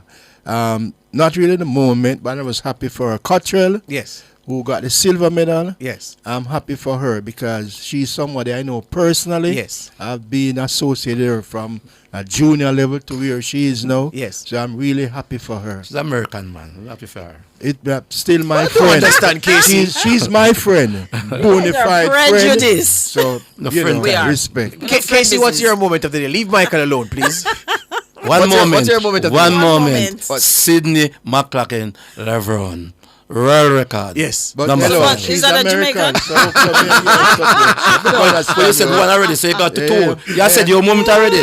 That's for 2 moments. That's for 1 moment. I talk about it already. So Juliet Cuthbert, field listener, she spoke live to let Celia Tibogo, the 200 meters champion. I wonder if that's her moment of the day. That is my moment of the day. I'm sorry. It is not Sydney. She ran a fantastic time to get a world record. But my moment of the day was Tobago. Yeah. Beating everybody else, getting that gold medal, and running 19.47 seconds in that 200 meters. We cut the tape. That's the moment of the day. We cut the tape. An African, for the first time, Botswana, getting their gold medal. That has to be the moment. Botswana's first gold medal at the Olympics. At the Olympics. Has to be my moment of the day. And when I had him in my top 3, a friend of mine had tell me, he said, "Ruth, don't go with it because you never have it." And that person had said it could have been an American sweep. Second, third. I said that. An American sweep. The difference with me and you, Mikey. Hold on, George. No, you said sweep. Hold on, George. The difference with me. Hold on. Let me give Casey some protection. Go ahead, Casey. Between me and you, I am brave to call it as it. And between you and Mikey. Yeah. Between me and you. Yeah. Can you see? I don't sit on the edge. Yes. If I call a spade, and if I get beaten, I take it. I will say number 1. 2 and 3. You said 3 years up in a broad tree. You don't Hello, know. you said American sweet. I said that. You said American sweet. All right, Him don't call name sometime. Wait, And I said, order. Wayne has the parchment. Paris Connections brought to you by the Sagicor Group. Paris Connection with Wayne Walker is brought to you by the Sagicor Group. Out of many, one pulse. Go ahead, Wayne. Go ahead with Hans the Parchment. Right, and so now I have to wait because somebody has snatched him away. He's right next door to me, but he's been waiting for a bit. But so I'll just have to keep talking until he's ready again. But yeah, he must be disappointed. He spent his last day as Olympic champion today, and it just seems as if the Olympic Games has come too quick for him. His form doesn't suggest that he should have won a medal here, and he didn't. And I think when you look at how he played out this evening tonight, Daniel and Grant were the two standout performers this season. And while we wait on Hansel, we're going to be chatting with Orlando Bennett. Orlando, one of the things that I think it's Raymond Casey Graham in studio saying is that you look the best of the Jamaican trio here leading into the final. And that's a big honor, because I mean he coaches this event and he knows it better than most people. Yeah, man, I'm always appreciative of any person have anything good to say about me. But I mean, today, came out here, did my best. Turns out it wasn't my best day, but I mean, I have to give God all the glory. Today might not be my day, but tomorrow can be my day. So I just have to keep working, not get demotivated, and come back stronger. What will you take away from your first ever Olympic Games?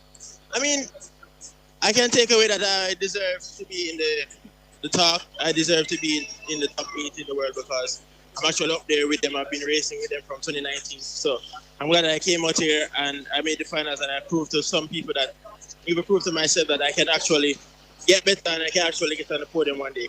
You're heading home or are you heading back on the circuit? I'm gonna head on the circuit, run some more races and then wind up for the season. Some more races are to make some more money. I mean, call it what you will.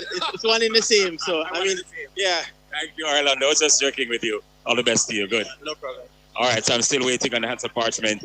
He's still standing here. Rashid Broadbell is also in my vision as well. So it's going to be the 3 Jamaicans who contested that 110 meters high hurdles. And what a final it was. Grant Holloway is good value for his victory. He has been the standout sprint hurdler on the male side for this season. There's no question about it.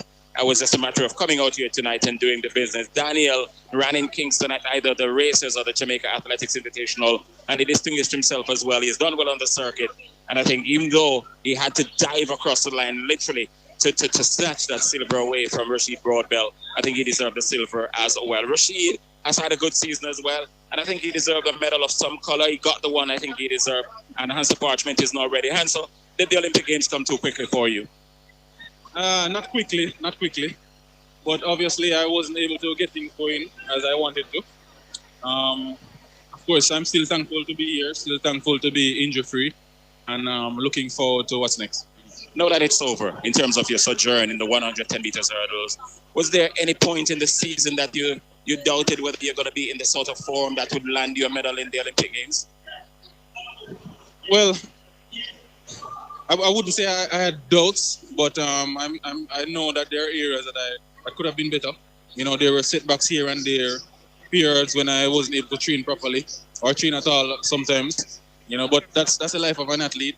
You know, sometimes there are a lot of things, you know, hurdles in the way slowing you down and not, you know, allowing you to move forward as you'd like. But, you know, we have to fight through these things and we have to learn as we go along and see how we can improve and make things better as we go forward. And it's one of those events, the more you get on in time, the harder it is for you to adjust it. I mean, going over these hurdles is not easy. You spend a lot of time in the air when you go over the hurdles, drop in the ground and get again.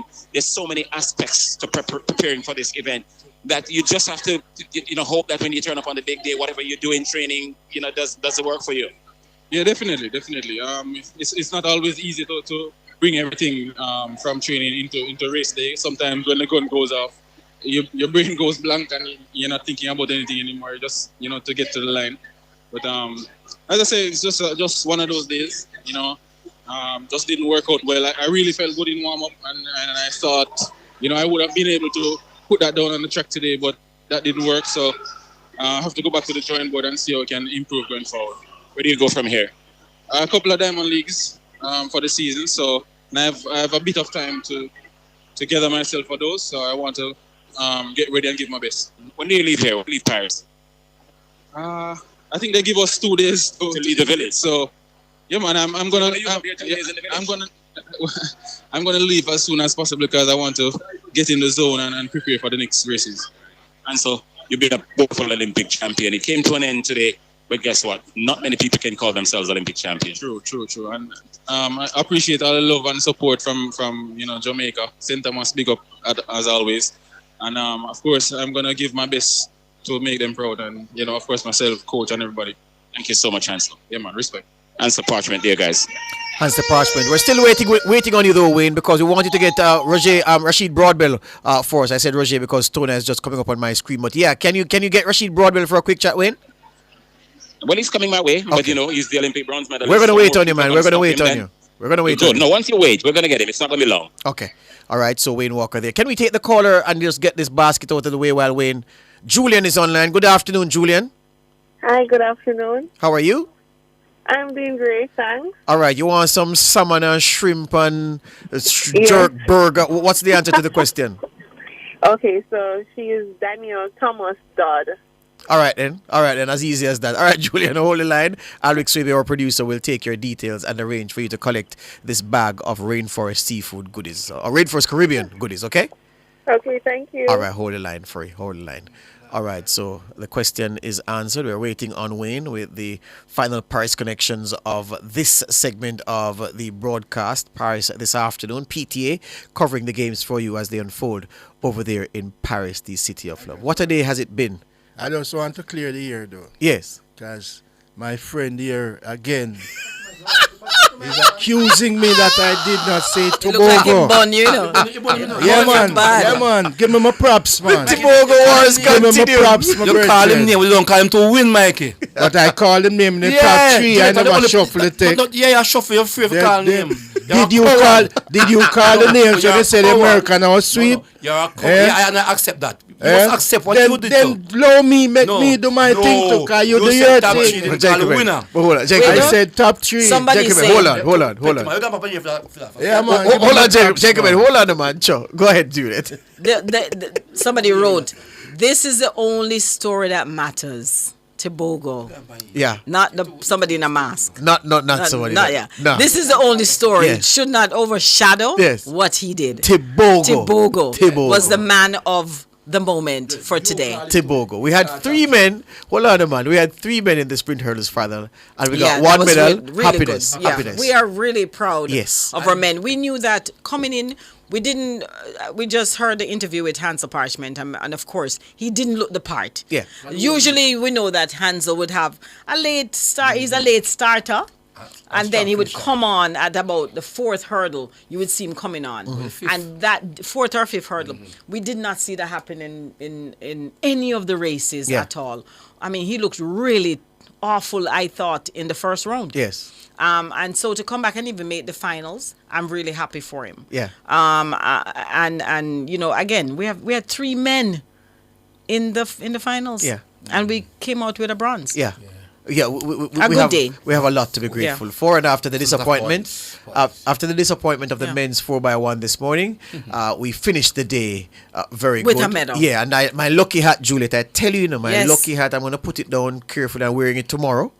Because tomorrow we have medals. Tomorrow, we have medals. Yes, like we can't get double figure at all in the medal. Win problem. I don't think. I said 7 to 9. Those people were saying 15 and 16. I was wondering where they're getting 15 and 16 from. At a point, I said 5, but we got 6 now. So there we go. Go back. End up with 8, 7 or 8. Go back to our opening when we did the documentary. Yes. I said 7 to 9, maybe 10. Yes. I said maximum 9, minimum 7. Yes.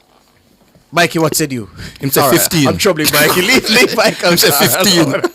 Hey, don't spread the rumor on the boss. Does Wayne have Rashid Broadway? All right, let's close the moment of the day. Wayne can send that back to us. I'm sure in a package form if he gets that interview.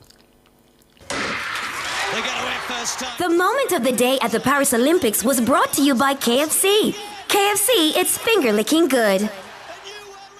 All right, so the moment of the day is gone. An extended discussion around the moment of the day. Still waiting for Wayne to get Rashid Broadbell to speak with him about his bronze medal run in the Olympics. And it's been a good Olympics for St. Jago because they have 2 medals. Yes. They have a gold medal in the shot put, in the discus rather, via Rossies, and then Broadbell has the bronze medal for in the men's sprint hurdles. He went to Jago for 1 year, I heard. I don't know. Oh my goodness. So how come them a claim him? His father is Went a past to student. Rossies and then No, went to Jago that is for a still year. there. Attacking That's what I Broadbell. heard.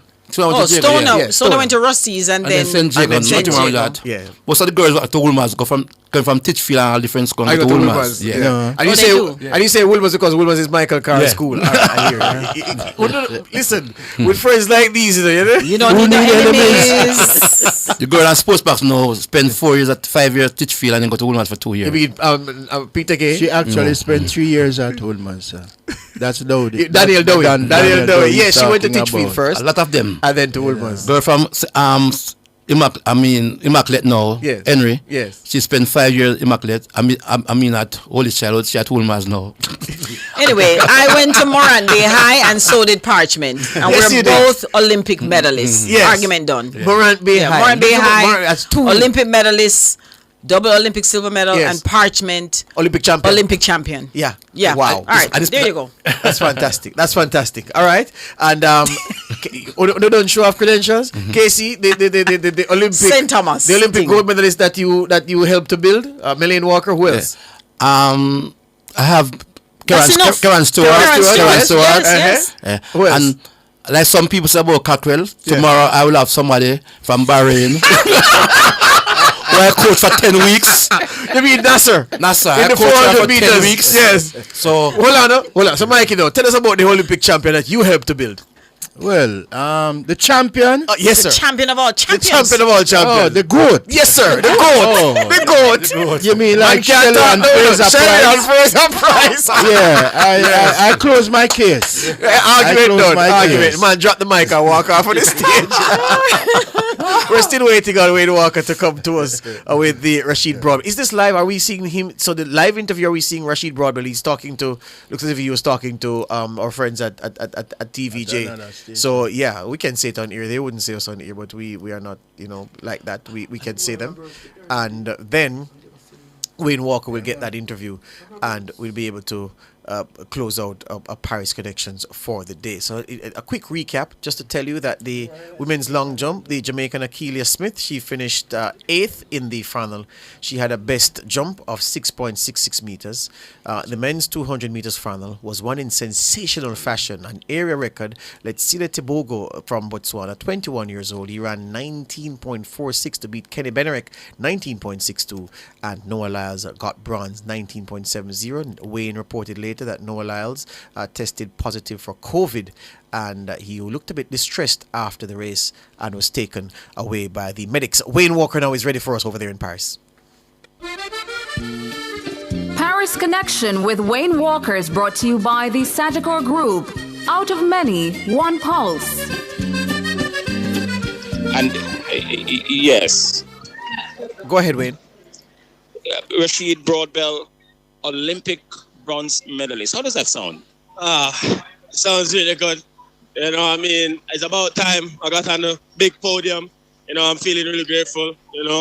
God has been in the midst of every single thing this season. He brought me here today. Before I got around here, I told him, God, just hold me up. I'll do everything else. And I did just that tonight.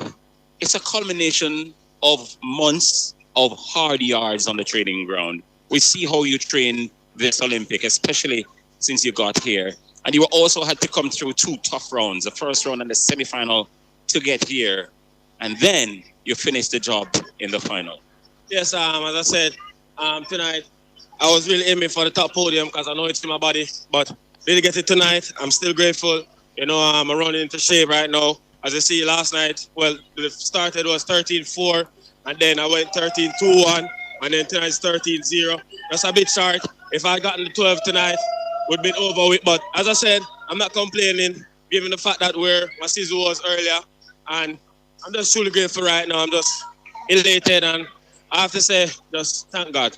You're such a positive and realistic guy. How do you manage to remain so positive? I mean, I feel like I get it from my dad. You know, he's the one that keep me calm. Today when he brought me food at the village, we hugged, and he said, just go out there and just give it your best shot, no matter what. Just give it your best shot. You have came a long way, my son. And, you know, he put out a voice note with Puma. They posted it on my page, and it was a truly heartfelt moment for me. And as I said, there in the crowd right now, I saw him around there, and he was crying. I wanted to cry, but I had to stay strong, you know. But I know he's really proud of me right now, given the fact that where we're coming from and get on the top podium is truly a blessing to perform in front of your mom and your dad and getting a medal. Your mom is here as well? Yes, of course she's here. Good. So what did he bring you today? Stew chicken. That's my favorite meal to eat right before the race. It was stew chicken, rice and peas, and in another plate it was stew chicken and yams. Tell him to hook us up, you hear? Tell him to hook us. Yes, most definitely. Yeah. Rashid, thanks so much, brother. You deserve this bronze medal tonight. Where are you going to go from here? So I'm looking at a couple races, you know, wind down and see if I can get another season best or a PB. You know, as I said, it's more work until coach said the season's over. I feel like now I'm in tip-top shape right now, as I said, doing 2 back-to-back rounds and getting a season best. I know that once I get on the circuit doing one round, it should be better and a faster time. Rashid, thanks so much. Congratulations once again, brother. Thank you. Rashid Broadbell. The noise you're hearing in the background here, George, is for Femke Bowl. She's standing next to me, and there's a massive throng of orange people behind me. And every time she gives an interview, they go crazy. She's standing like, as a matter of fact, I can touch her now. I'm just hoping I could just get a quick chat with her if you hold on. Oh, for sure. Talk. And let me just, while I wait on Femke, they'll hook up with Juliet and Letsile. It took a different turn because the moment I got off the phone, 2 Italian journalists were standing beside me, and they said, who was Letsile talking to? And I said, he was talking to the double Olympic silver medalist in the sprints at the 1992 Barcelona Olympic Games, Juliet Cuthbert Flynn, of course. And I said, okay, could you come on the camp and tell Italy that who he was talking to? And suddenly I got an interview, and I'm sure Juliet's picture is going to be splashed on Italian TV either tonight or tomorrow.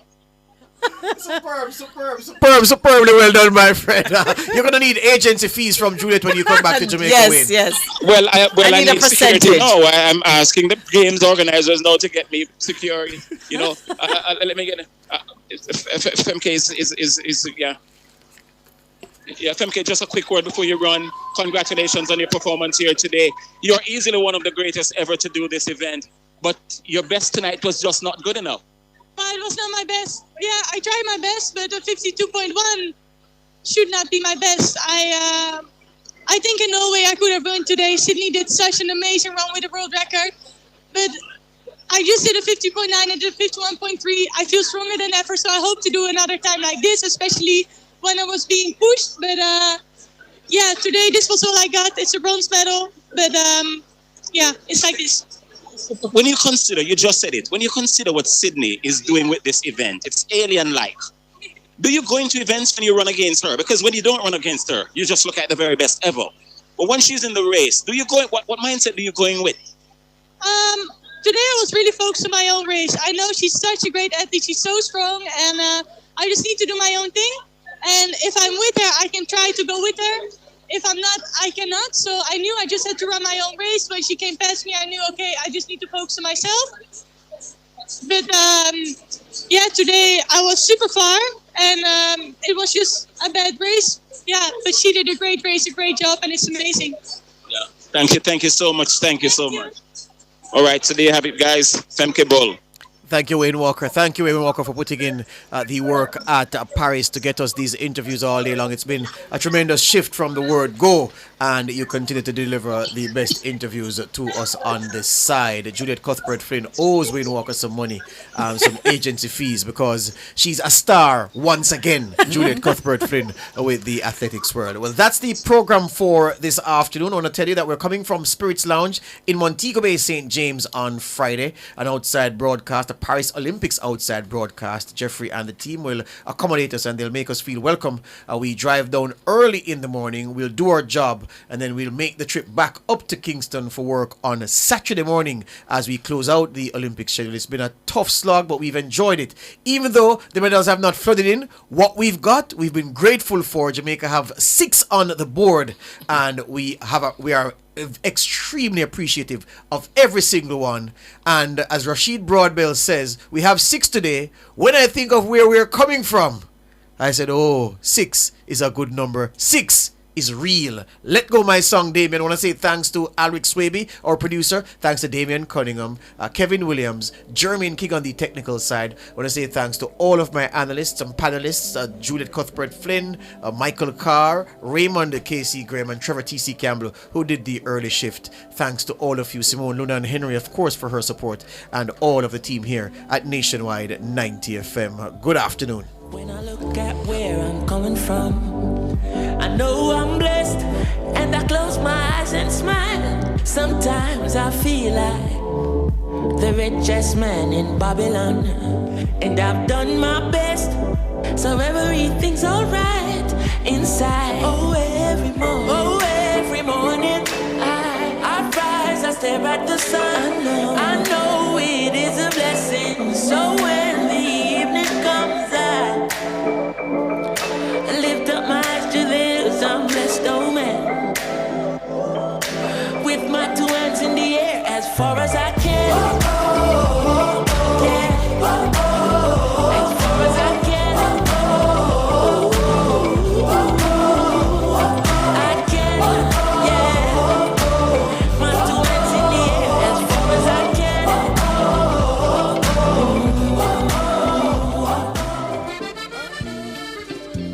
Connection with Wayne Walker was brought to you by the Sagicor Group. Out of many, one pulse.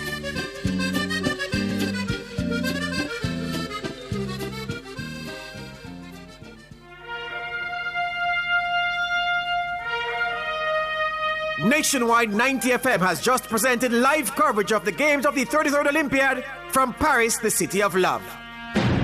Our coverage was brought to you by Or diamond sponsors, KFC, Pizza Hut, Fosrich, or gold sponsors, Sagicor Group, J. Ray and Nephew, or silver sponsors, Supreme Ventures Limited, Digicel, Gatorade, or bronze sponsors, National Road Operating and Constructing Company Limited, Spirits Expressions Sports Lounge, Imperial Optical Jamaica, Rainforest Caribbean, National Commercial Bank, Sunshine Snacks, First Rock Group, Grace Foods, Jamaica Customs Agency, and or other sponsors. Multilink, Kiss Baking Company, Hose Assembly and Supplies, Students Loan Bureau, Massey Distribution Limited, Starbucks, Tourism Enhancement Fund, Evergrow, Real Estate Board, Horton's Pharmacy, Petrojam Limited, Wellington Dental, Fontana Pharmacy, Juicy Patties,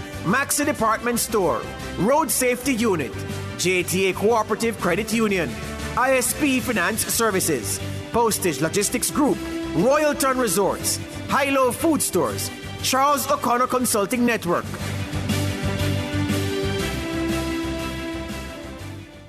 KFC this summer, we got